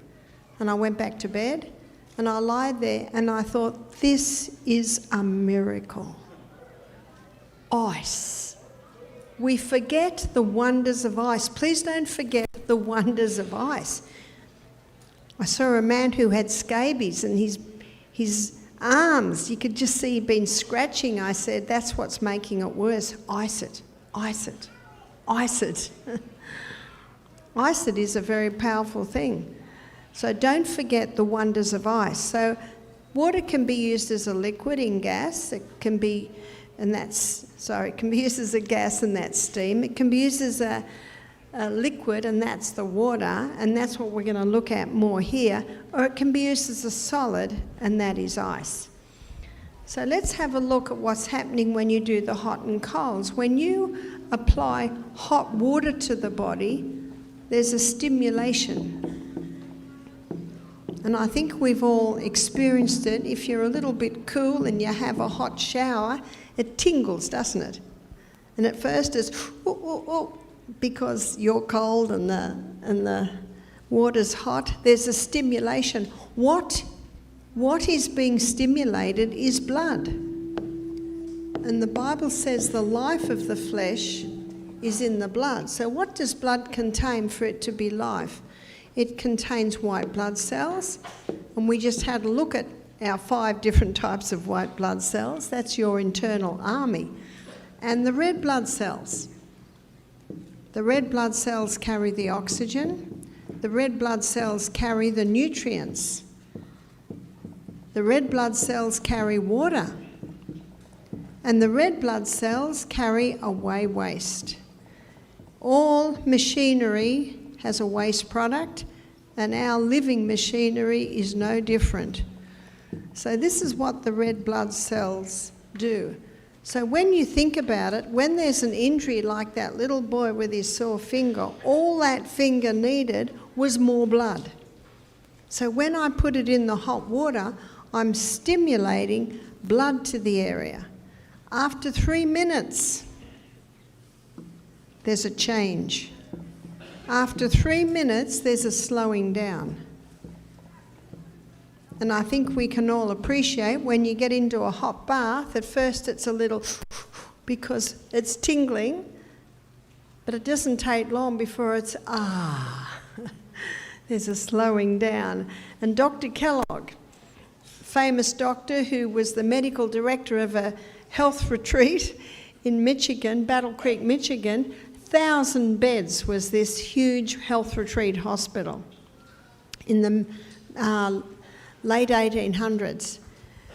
And he wrote many textbooks on hydrotherapy or water therapy. And it is said of him that he was an excellent surgeon, but he rarely used surgery. One of the main things his nurses were trained in was water therapy. And if he had a mental patient who was psycho, he put him in a hot bath for 3 hours. Whew. That hot bath really slowed them down. That was his treatment. When cold water touches the body, there's a stimulation. That's the screams that your neighbours will hear when you turn the hot tap off. You'll go like this, but don't worry about it. See, cold has a stimulation effect, and the reason is we're warm-blooded creatures, and when cold water touches us, there's a reaction. There's a reaction because the body says, whoa, this cold has the potential to slow us right down to death. That's hypothermia. The person slows right down and just stops. And that's why so many died. When the Titanic went down, they were in freezing cold water and their bodies just slowed down until there was death. And because the body knows this, when cold water touches, there's a reaction. And that reaction, almost as if, quick, move fast, this is cold.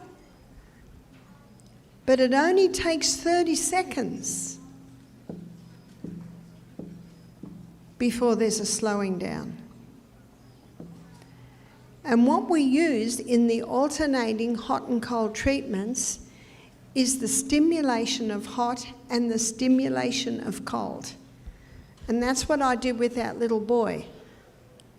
In hot water, how hot? It depends on the person. I got him to put his good finger in. Yeah, he was happy with that. Put his sore finger in. Ow. So what I did was I put a little cool in. So maybe the first hot was warm. But I know that after his finger has been in the cold, and if it's not really cold, it's an idea to put some ice cubes in it, because the hotter the hot and the colder the cold, the better the reaction. But you don't want to burn them, of course. While it was in the cold water, I put a little boiling water into the hot. He's watching me. I said, put your good finger in. He could handle that. That was fine. I said, your sore finger will handle it because you've been in the cold. So he tried it and he could handle it. So we put it into the hot for 3 minutes. And before the blood movement has got a chance to slow down, we put it into the cold. And we do this 3 times. That's 3 hots and 3 colds. And by the time he was putting his finger into the 3rd hot, that's when I saw the smile on his face. That's when I saw his shoulders relax. And his body language told me that I'd like to suggest he had 50% pain relief. This alternating hot and cold has been used for centuries. And the area of pain relief, it's without equal. It's such a powerful treatment. What are we stimulating? We're stimulating blood. You see, whenever there's an injury like this little boy had, the blood tends to sit or pool in the area. We want fresh blood coming in there, and when the fresh blood comes in there, it drives the old blood out. And when we get fresh blood, what have we got? More white blood cells, more oxygen, more nutrients, more water, more waste being taken out, everything that finger needs. It's in our body. We've already got it.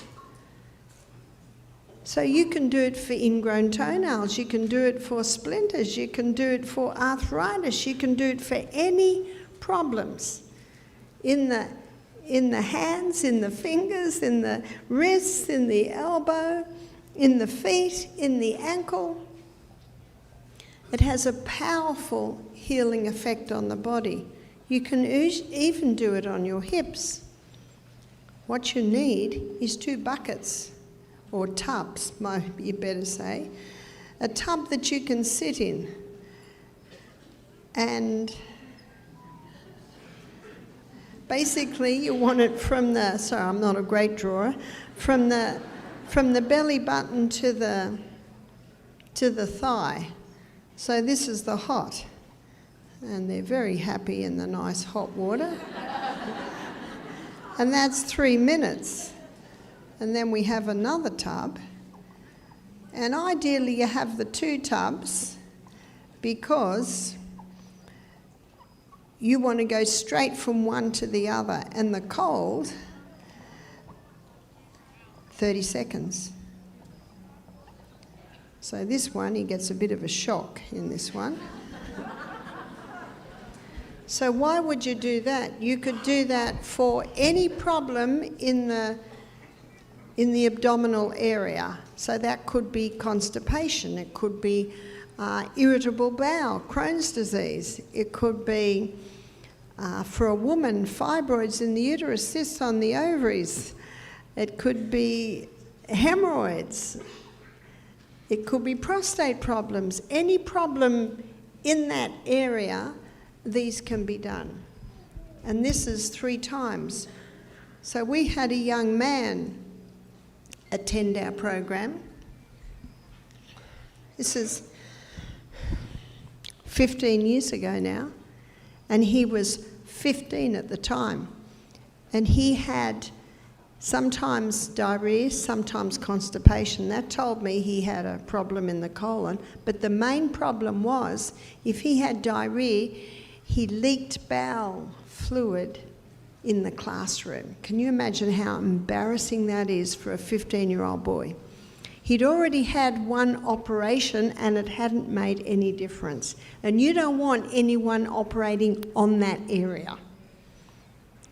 That is such a tender area that it's traditionally been used in times past for torture, okay? It's a very, very tender area.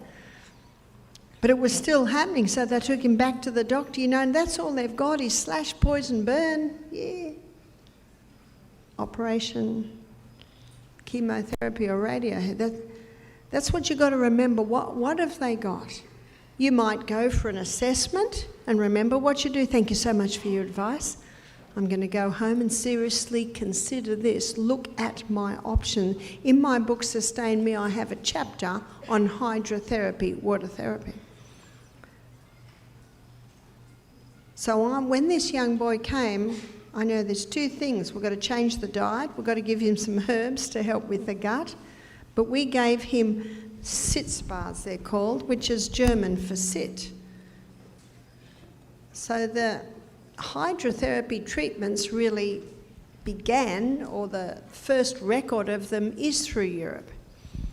So German for sit is sits. These are called Sitzbars. So we did this to him every morning and every night. By the end of the week, he'd had no leak. I'm feeling good. So how is he going to do this when he goes home? Now, it's about the same size as me, so it's not hard to get tubs that you can sit in when you're as big as me. And I said to him, I want you to do this every night, because he's got to get up, go to school. It's going to be too difficult to do in the morning, but he could do it in the evening. Just get 2 tubs you can sit in, and it only takes 15 minutes, doesn't take long at all. And I said to him, do it for 30 days in a row. I didn't really have to talk to him much about food. See, he'd be just living on junk, living on fast food. And through the lectures and through the food that he'd eaten at our retreat, he learnt a better way of eating. You see, when he had constipation, he didn't have leakage. But you know, after not going to the toilet for a week, then there'd be a huge explosion, and that he'd have explosions for about a week, and that's when he'd have all the trouble. So he was a very happy young man to learn how he could give his body the conditions for healing. I said 30 days, and it's quite possible after 30 days, you will not have to do that again. Can you imagine what that anal sphincter does going from hot into ice cold?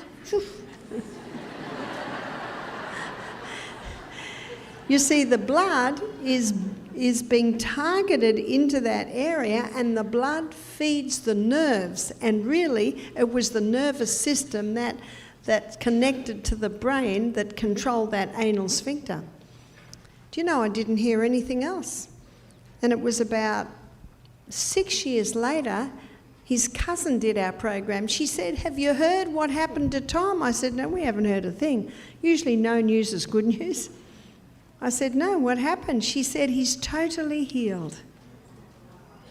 And how simple was that? So simple. Just the simple natural remedies. And in page 127 of the Ministry of Healing, sorry, I looked at your page number, it's 58. The author says, the use of natural remedies requires an amount of care and effort that many aren't prepared to give. Isn't that true? That gets back to the poem I mentioned earlier, Choose Your Hard. Choose your heart. I tell you, it's a very hard life for this young boy, leaking and losing bowel fluid. He couldn't go anywhere. He'd already had one operation, and that was terribly hard. Imagine waking up from that operation. He's in so much pain. Takes the painkillers that constipate him, and dear. And yet, changing the diet, changing the lifestyle, implementing these simple water treatments, is totally healed. And then it was about a month after that, a lady did our program, and she was 45. She said, "Barbara, I've got a little flap of skin next to my anus." She said, "I'm thinking of having it cut out." I said, "I wouldn't touch it. Don't do anything into that area." I said, "Is it causing you a problem?" She said, "No, I just don't want it there." 3 weeks later, her husband rang me.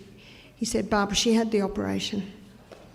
He said, "She's lying on the floor in a fetal position. She's been there for 3 days, just moaning and groaning in the most terrible pain.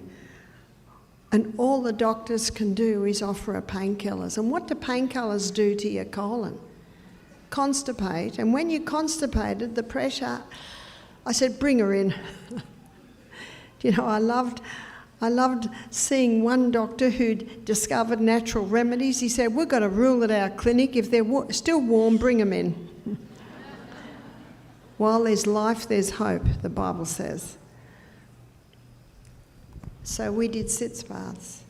Now you can imagine that area was so tender that we got a little, you know, those little blow-up pillows that basically look like that? We just blew up a pillow and put it at the bottom there so it was a little more comfortable for her. And those hot and colds reduced her pain incredibly. And then we got a slab of aloe vera gel, put it against the area and got her to wear a pad and tight-fitting undies, so all night she had the aloe vera. Aloe vera contains a growth stimulant, and it's also very soothing. We also gave her herbs to soften the bowel movements. Usually our program goes from Sunday to Sunday, but she'd arrived at our place Monday afternoon. When her husband came to take her home, she came out smiling, walking. Her husband said, "Does anyone see my wife? This isn't the one I dropped off." He was so happy. How simple is that? The simple natural remedies work with the healing powers of the body. And how quickly the body responds. The only time I would never put feet in a bucket of hot water is if the feet had no feeling or if the feet were cold. What can you do then? You could put them in warm water, but definitely don't put cold feet into hot water. What you can do if someone has cold feet is a cayenne pepper compress. So you get a sheet of plastic, and over that sheet of plastic you put 2 layers of paper towel, and then on the paper towel you put a little olive oil. What I do is I put my finger in a little, you put some olive oil into a little bowl, and then you dab your finger and you dab it. Dab, dab, dab. You don't pour the olive oil onto the paper towel, because if you pour the olive oil onto the paper towel, it'll drip. And it's no fun, because they will wear this overnight. And there's no fun in dripping olive oil all through the sheets. And then what that olive oil does is it allows the cayenne pepper stick to it. So then you would sprinkle approximately a half a teaspoon of cayenne pepper all over this paper towel that has had bits of olive oil dabbed on it, and then the person puts their foot on it. So this is done to the size of the foot. So I'm going to try very hard to draw a reasonable foot. There's the foot. So basically it goes straight onto that, and then the person puts a sock on and they sleep with that overnight. And I have found people with chronically cold feet, by morning their feet are hot. Or their feet are warm at least. And if someone has no feeling in their feet, like peripheral neuropathy, and they put this on their foot overnight, well, both feet obviously, then by morning they're often telling me they can feel pins and needles. Because what cayenne pepper does is it moves blood to the area. If someone has peripheral neuropathy, they can do this maybe every second night or 3 nights a week. If someone has chronically cold feet, usually by morning their feet are warm, and that's enough. That's why I say, don't let your feet get cold, because perfect health requires perfect circulation, and perfect circulation means the feet are just as warm as the rest of the body. Because the blood is the life of the flesh, and any area where you haven't got blood going, then you've lost life. And often when someone has chronically cold feet, then they start to lose feeling in their feet. And then it's quite possible they might even experience gangrene. And that's, of course, death of the flesh. And if there is, well, all you need to do is get the cayenne pepper on there and get life back into that area. Because the blood is the life of the flesh, which I have shown you why. Cayenne pepper can also be used internally. Cayenne pepper is a remarkable herb because cayenne pepper moves blood. And you can put cayenne pepper with any other herb and it'll intensify its action. So cayenne pepper thins the blood, cayenne pepper is a vasodilator, opens the blood vessel, and cayenne pepper also strengthens the arterial wall. It's a powerful herb. If you've got a sore throat, you can take cayenne pepper, half a teaspoon in water, drink it down. Oh yes, it'll tingle, but once the tingle settles, then you'll find that the sore throat has really eased. Low hydrochloric acid, take a third of or a half a teaspoon of cayenne pepper in a little water just before the meal, it'll wake it up. If you've got underactive thyroid, you can use a cayenne pepper compress just like this, but you use probably about that size, and you apply that to the thyroid, and it'll wake up the thyroid. One lady heard about this And it was at our retreat, and she said to one of the staff, I'd like to put a cayenne pepper compress on my throat overnight. She had an underactive thyroid. And so the staff member did it. They didn't tell me what they were doing, or I would have advised a little different, because in the morning the lady said to me, I've got good news and bad news. She said, the bad news is I didn't sleep all night, and the good news is it worked. You see, your thyroid controls metabolism. So if you do that, just do it for a couple of hours in the morning, not overnight. And what will slow down an overactive thyroid gland? Ice. To apply ice, you do 7 seconds on, 7 seconds off, 7 seconds on, 7 seconds off, 7 seconds on, and you just keep on doing that until the area is numb, and then just hold it there, maybe for another 20 minutes, and that can slow down the thyroid. Very simple things. Now, I mentioned with the little boy earlier that I did a potato poultice. And a potato poultice is always done for tissue inflammation. So it's an excellent poultice to do for any area where you've got tissue inflammation, because that's what that little boy had. All the tissue was inflamed. So you could do it for an ingrown toenail. First of all, do the hot and colds, and then apply the potato poultice. I've used it many times for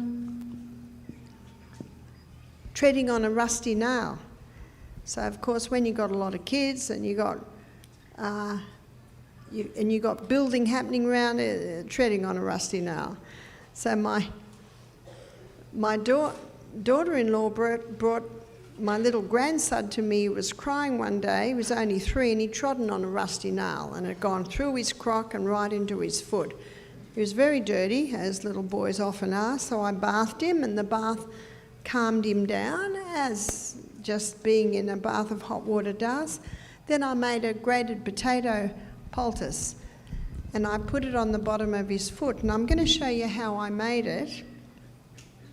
So I had a piece of cloth.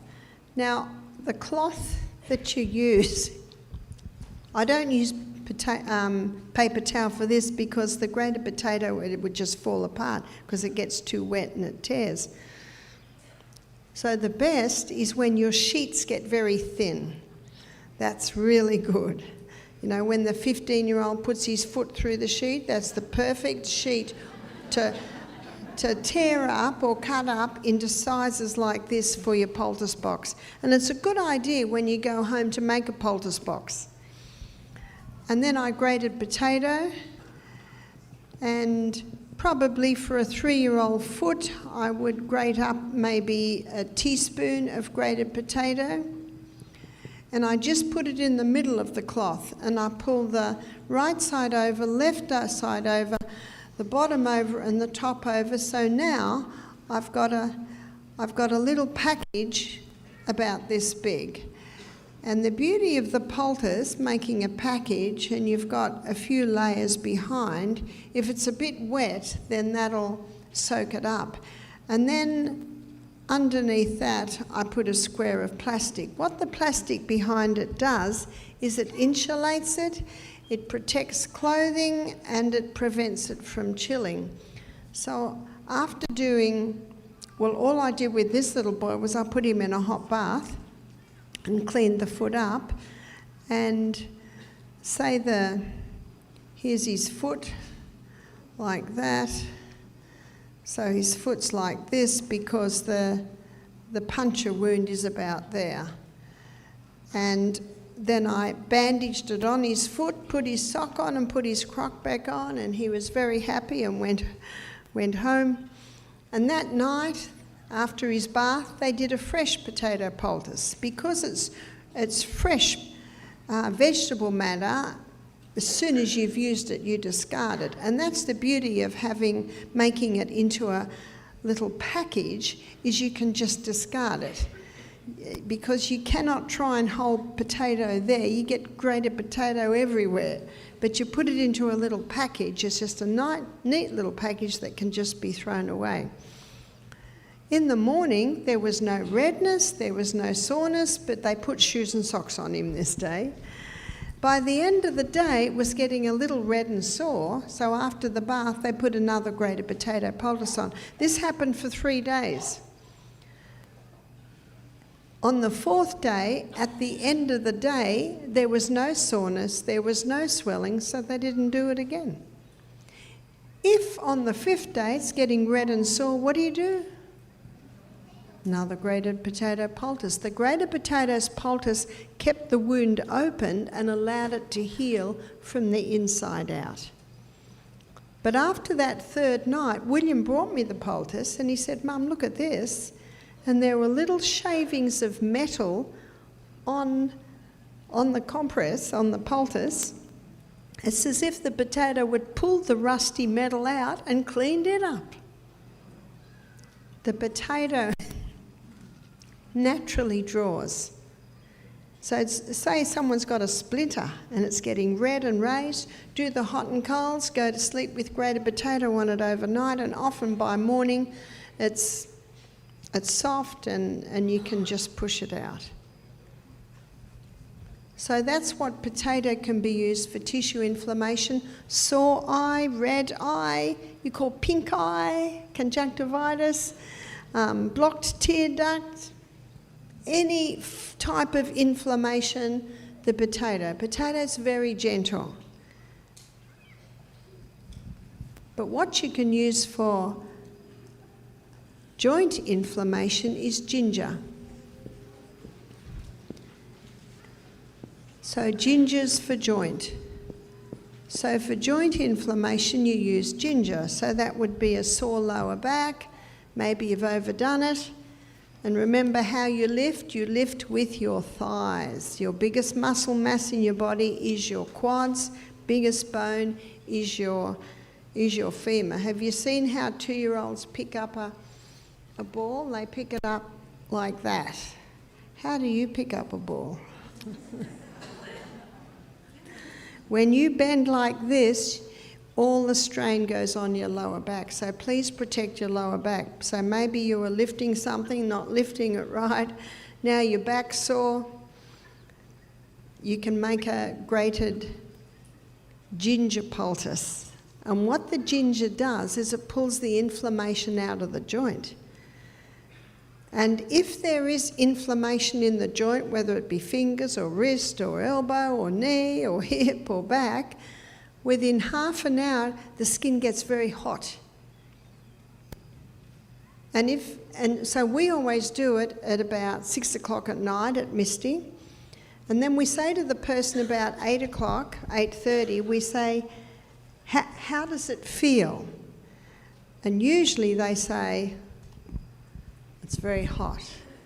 And for some people, they say, but it feels so good. And we say, great, we'll just leave it on overnight. And if the person sometimes says, it's hot, it's burning me, I want it off, we just take it off. Because even if it's been on for an hour, it will have pulled some of the inflammation out. If you overdo it, you can irritate the skin. I rarely see that, but I did see it in one lady. She sent me pictures of her. She put it on her hip and the skin was all irritated. I have never actually seen that, and I've done it hundreds of times, but the fact is some people have very sensitive skin. So if you do put a ginger poultice on your hip or knee or wherever it's inflamed, when it does feel, uncomfortable, take it off. So what can you do if someone's got a very sore knee and you can only bear that on for about an hour? Well, then you can do castor oil overnight. Castor oil penetrates deeper than any other oil. And what castor oil does is it breaks up lumps, bumps, congestion, adhesion. Castor oil will even break up a bone spur. And that's a bony, hard, bony growth. If the bone spur's been there 3 years, it might take 3 months. If the bone spur's been there 3 months, it might take 3 weeks. If the bone spur's been there 3 weeks, it might only take 3 days. So it all depends. on how long it's been there. And a lady showed me her foot. And you might be familiar with bunions. This is a foot. Oh, that's a little bit big. So a bunion often looks like that. And she told me that's what the bunion looked at. And she showed me her foot, and there was no bunion there at all. She said, I've been applying the castor oil every night. She said, I wear it overnight. She said, I've been applying it every night for 2 months. Took 2 months. Now, I can't promise it'll take 2 months for you. It all depends on how long they've been there. Have you noticed that men don't usually get them? It's mostly women. But have you noticed that men just wear flat shoes? Ladies are the ones that wear the stilettos and all those shoes that are just like torture to poor feet. Now, it's not the odd day you might wear a fancy shoe to a wedding, but I know ladies that they've been wearing these high-heeled shoes, strappy little shoes, and yes, it's no fun. Again, it's choose your hard. Choose your hard. That we're on our feet a lot, so please look after your feet. In my book, Sustain Me, I've got a chapter, it's called Friendly Feet Forever. And it shows what you can do to ensure that you've got happy feet. So bunions, it'll break down bone spurs. So if castor oil can break up a bone spur, it can certainly break up a tumour. And it can certainly break up fibroids. It can break up cysts. But the key is consistency. So how do you apply the castor oil? The castor oil is a little bit different because it can be used again and again because it's not fresh vegetable matter. So with the castor oil, you put down a piece of plastic, because remember that's going to protect the clothes, insulate it, prevent chilling, and then you do a few layers. So if it's the sheet that the teenager's foot went through, you might even do about 8 layers. Or you might cut up an old towel. Because a towel is thicker, you might need 1 or 2 layers. And when you pour the castor oil on, you just pour it onto the middle area like that, and it'll make like a thick bubble. So you have to just leave it for about 20 minutes. That's how long it takes to soak through. Looking at from the top, there's the plastic, and here's your several layers. What you've got to remember is the thicker the pad, the more castor oil it will hold, and then the more castor oil will go into you. And when you put the castor oil on, you only put about that much on your compress. Now, once it soaks through, it'll soak through to about this much. And then it'll go on your hot body, and your hot body will thin the oil, and then it's got a little bit more to spread out.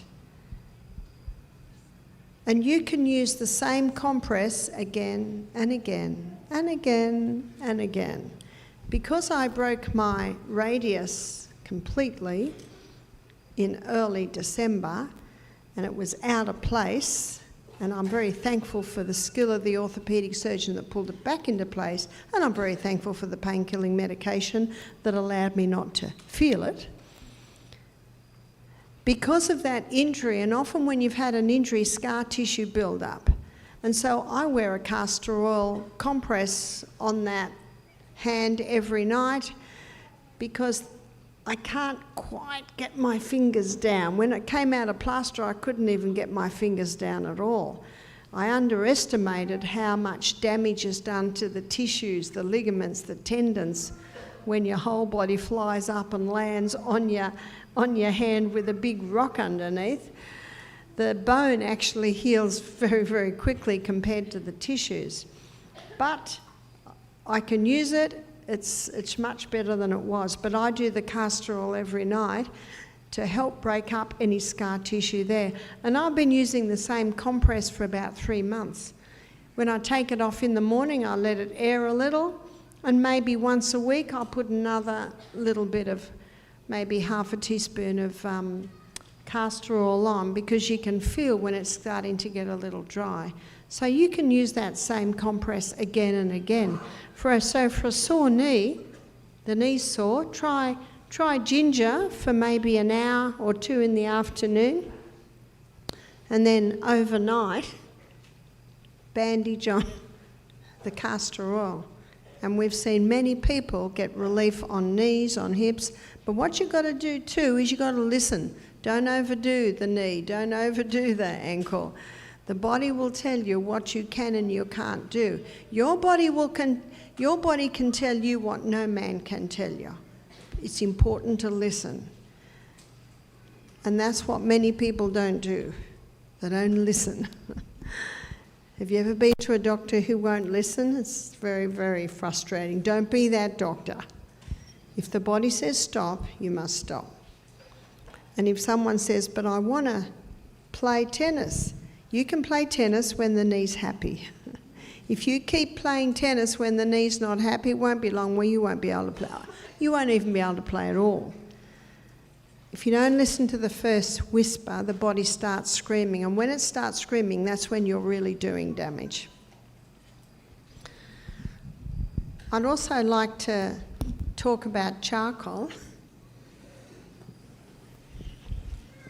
Charcoal absorbs and neutralises poisons. That's unique. It absorbs. It's got a huge surface area. When you put under a microscope, there are all these little facets. It absorbs and it neutralises. And that's why they use it in hospitals today. They use it in hospitals to filter blood for dialysis. They use it in hospitals for overdose cases because it absorbs and it neutralises poisons. And that's called adsorb. That's what it does. Adsorb means it absorbs and neutralises the poisons. So you can use it internally and you can use it externally. Internally, it can be used for diarrhea, for vomiting, for any type of poisoning. In fact, NASA use it to filter water in outer space. NASA used charcoal to filter the air in outer space because it absorbs and neutralises poisons. But you can also use it externally. You can use it externally for bee stings, for spider bites, for wasp bites, for snake bites, for any type of poisoning, you can apply the charcoal. Now, when you mix charcoal with water, it's like mixing dirt with water. So what we do is we mix the charcoal with equal amounts of psyllium. Psyllium husk goes like soft jelly. Or slippery elm. Slippery elm is the powder bark of the slippery elm tree. And you mix half charcoal, half of one of those, it goes like a soft jelly. And you can put it into a cloth like this, fold it over again, and you can apply it to the area where there's the sting or the bite. In fact, you've almost got a first aid kit when you've got cayenne pepper and charcoal, when you've got those two.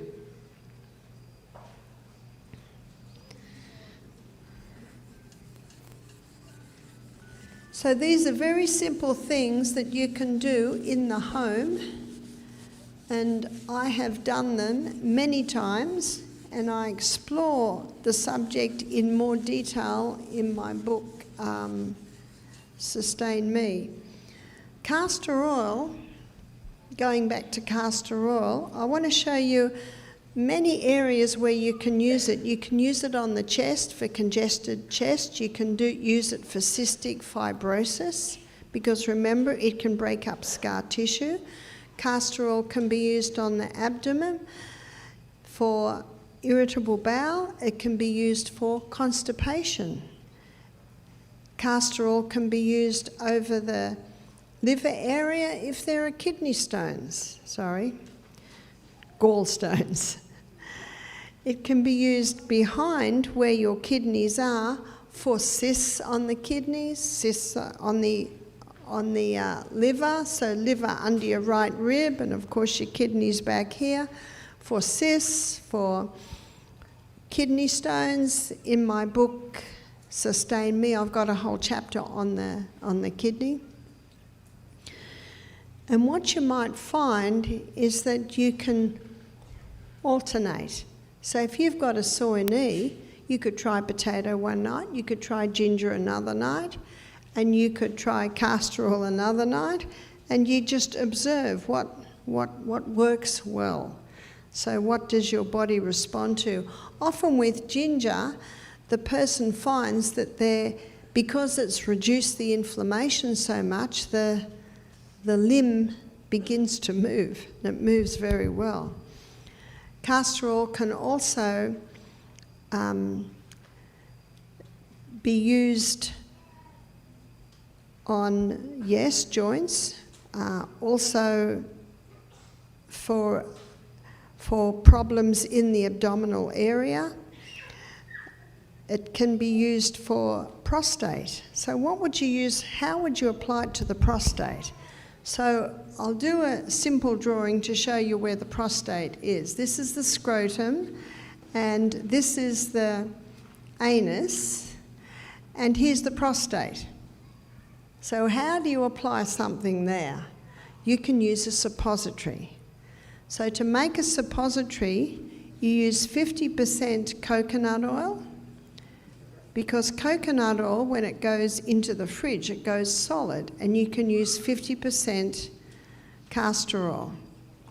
And you melt the coconut oil, and you mix the coconut oil and the castor oil together, and then you get a disposable glove, and you fill up with that liquid, and then seal the tops, and put it in the fridge, and it'll go solid. If you want it to go cold quickly, you can put it in the freezer. And then you'll cut one off, peel the plastic off, and then you will insert into the anus. And when that melts, that castor oil will go across, and it'll help to reduce the inflammation of the prostate. So for inflamed prostate, you can do the hot and cold sitz baths, then insert the suppository before going to sleep, and that castor oil and coconut oil will melt, and it can go across and help to relieve it. That suppository can also be very helpful for hemorrhoids. Aloe vera is something I think every home should have. And if you're in an area that has snow, just keep the aloe vera in a pot inside. And aloe vera contains a growth stimulant, and it stimulates rapid healing. And we have found it to be incredibly effective for burns. But when you use it for a burn, you must leave the skin intact. So what we do is we cut the leaf, and we cut it in half, so you've got two like this.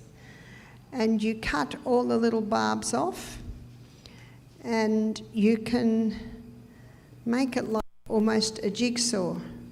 So you can put the leaves like that on the burn area. So I had a lady, she's a friend of mine, she contacted me and she said, I've got a friend who's just sustained some serious burns. She said her arm, boiling water fell on her arm and her chest, and the skin is falling off her arm. She's been to the doctor, and the doctor said she has to go to Sydney, she has to have a skin graft, and she might never have the full use of her arm again, because there's a patch where it was burnt right down to the tissues, to the flesh. So this was on Friday. And I said, get her to put aloe vera on it. I can see her tomorrow afternoon. So we met at my friend's house. And my friend has a huge patch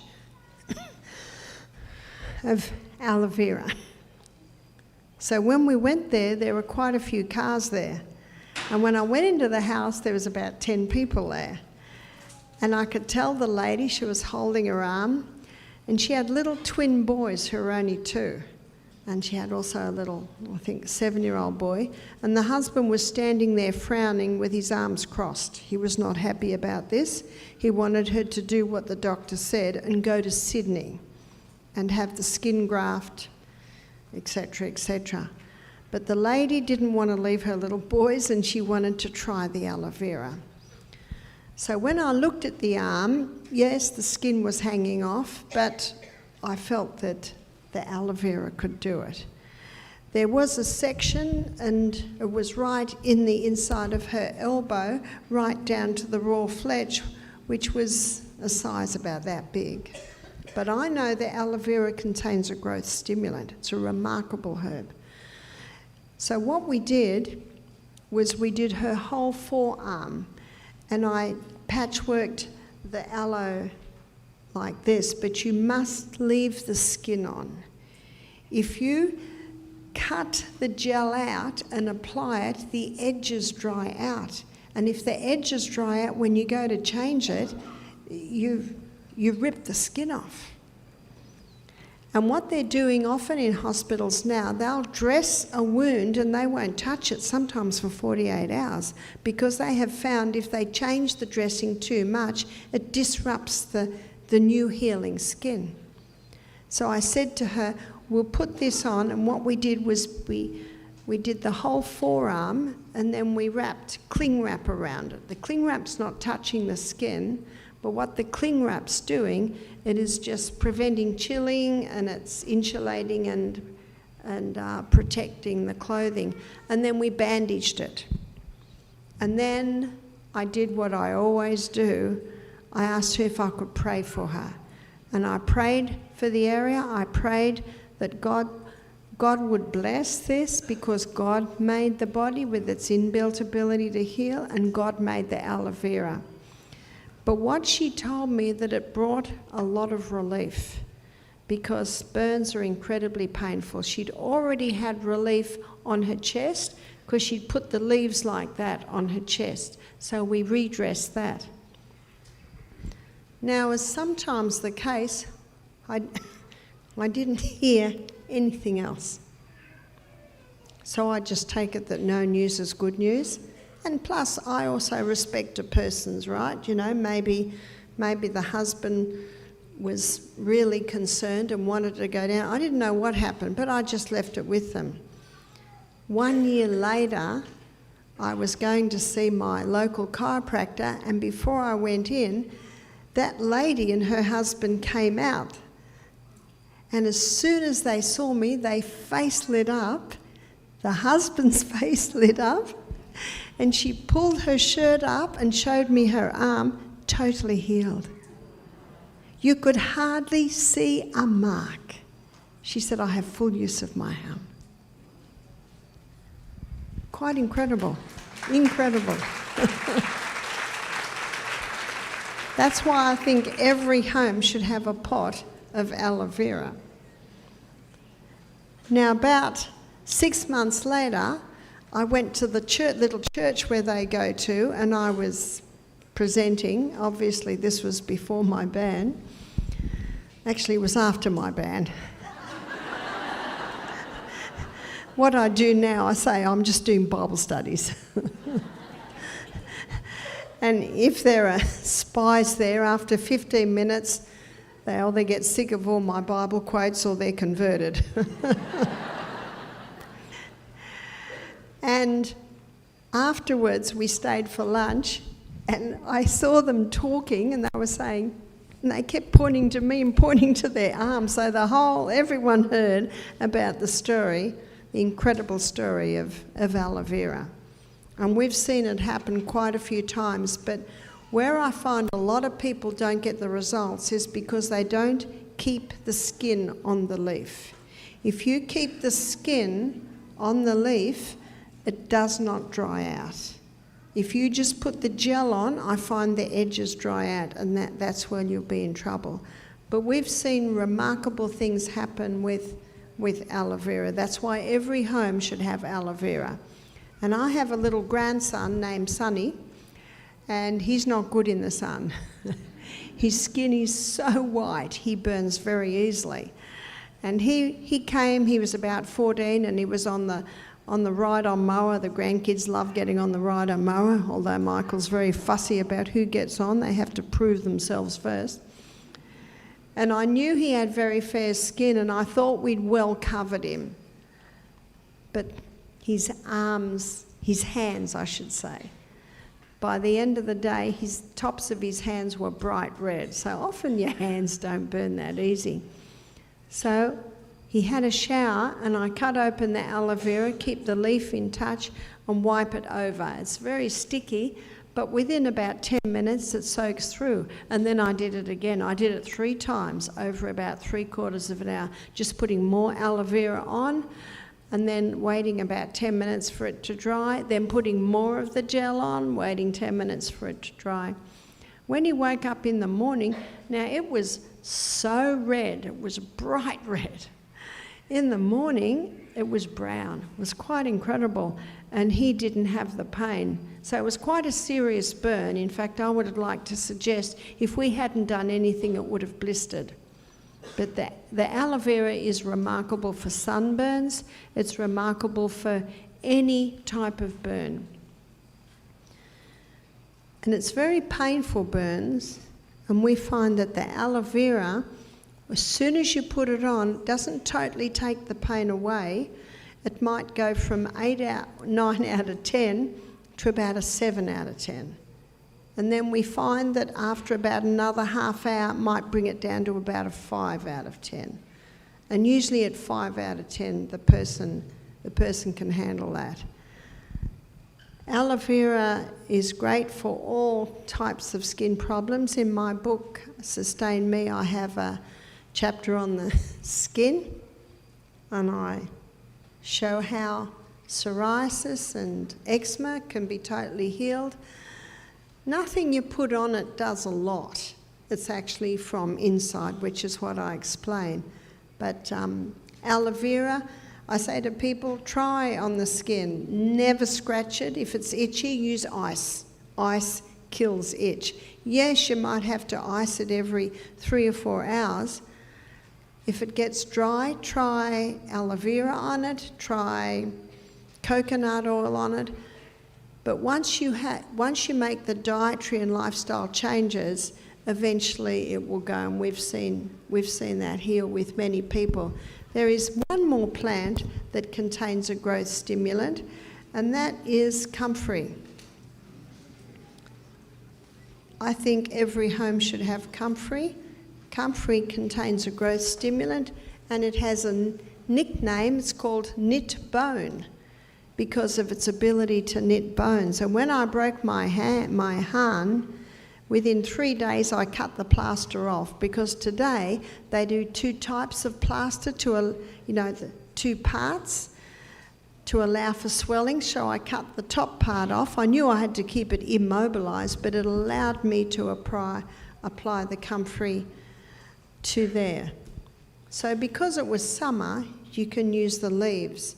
All the healing properties go into the leaves in spring and summer, but in autumn, or you call it fall and winter, the healing properties go down into the root. And so you can use a mortar and pestle to pulverise up the leaf, and you can just apply that pulverised leaf straight onto the area. Or if it's the winter, you can dig up the root and you can finely grate the root. But because it has a growth stimulant in it, it'll stimulate rapid healing in bone, in ligament, in muscle, in tendon, in skin. And my daughter Emma, I think she's got it on sale there, she calls it herbal salve. And it's got the comfrey in it. And she also has horsetail. And horsetail's incredible. Have you seen it growing? It's sort of got all these joints, and you can pull it apart and put it back together and it'll almost seal again. So the horsetail is very good for cartilage. So if you don't have comfrey and you can't use the leaf, then you can apply the cream. It's still quite potent. We make ours at Misty Mountain. Well, perhaps they don't anymore because I'm not there, because I used to always make it. But I know that they have a local person that makes it now. But that's why it is so effective. And both of these contain growth stimulants. And those growth stimulants stimulate rapid healing in cell.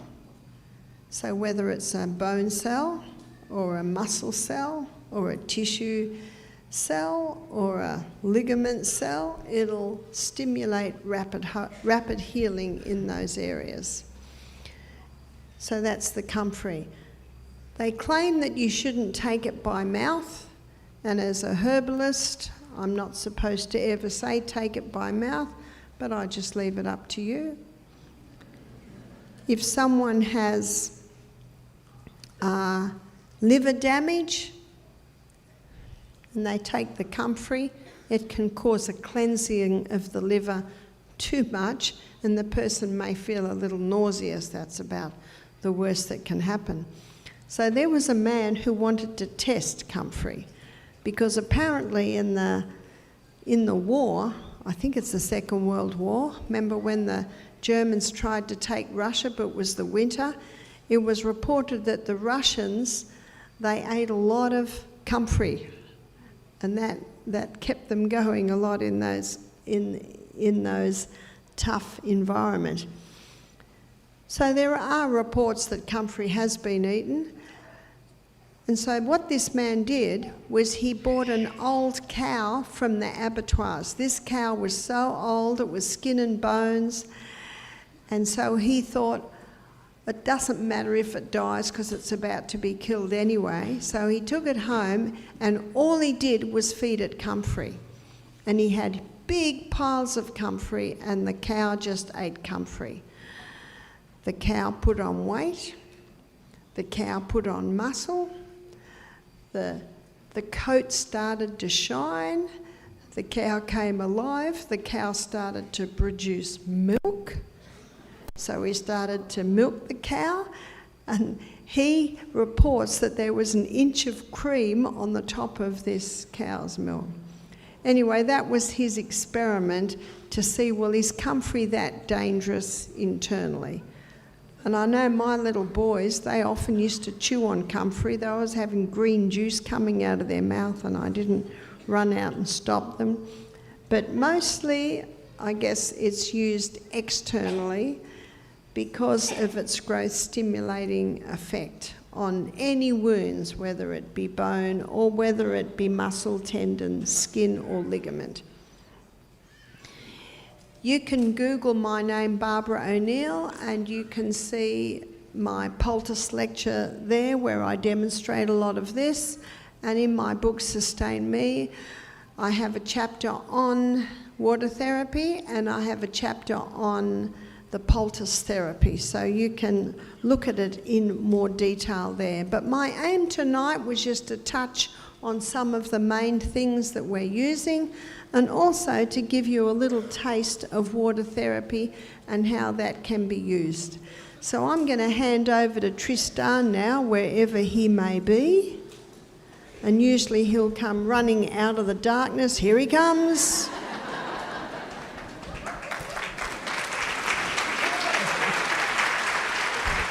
Thank you, Barbara. A couple announcements for you. The shops are going to be open tonight, so you're welcome to go over and peruse. Tomorrow, they're not going to be opening until the evening time, some point. So we're going to let everyone have a break over there. They've been working hard. So thank you all. And again, tomorrow morning starts at 9 a.m. Here comes Emma. Just a minute. Emma, what do you got? What you got, mate? You asked me. Actually, one other thing, too. Next year's schedule, I have it, if you'd like to know the dates. Okay, so it's going to be September 30th, which is a Tuesday. all the way forward until that Saturday. So we're going to do a full is that 4 days? 4 or 5 days? Something like that. Yeah, Tuesday through Saturday, starting on the 30th of September. So it's the same weekend, same week as this year. So the farm park has already has this available for us, and Barbara has confirmed. So we will send out those invitations to you. Say again? That's going to be the September 30th, which is a Tuesday, all the way till the Saturday following that. So mark the calendar, and we'll send you the invites a little bit later once we finalize a few more details. And I'm just letting you know that I'm stealing Mum tomorrow, okay? We're going to take a day off. Mum has been at my house in the last 2 years, 2 or 3 times for 24 hours at a time. So I'm going to steal her tomorrow with my kids. But we will be here tomorrow night with the shop between 4:30 and 6:30, and have a great day tomorrow. Thanks, everyone. Have a good night.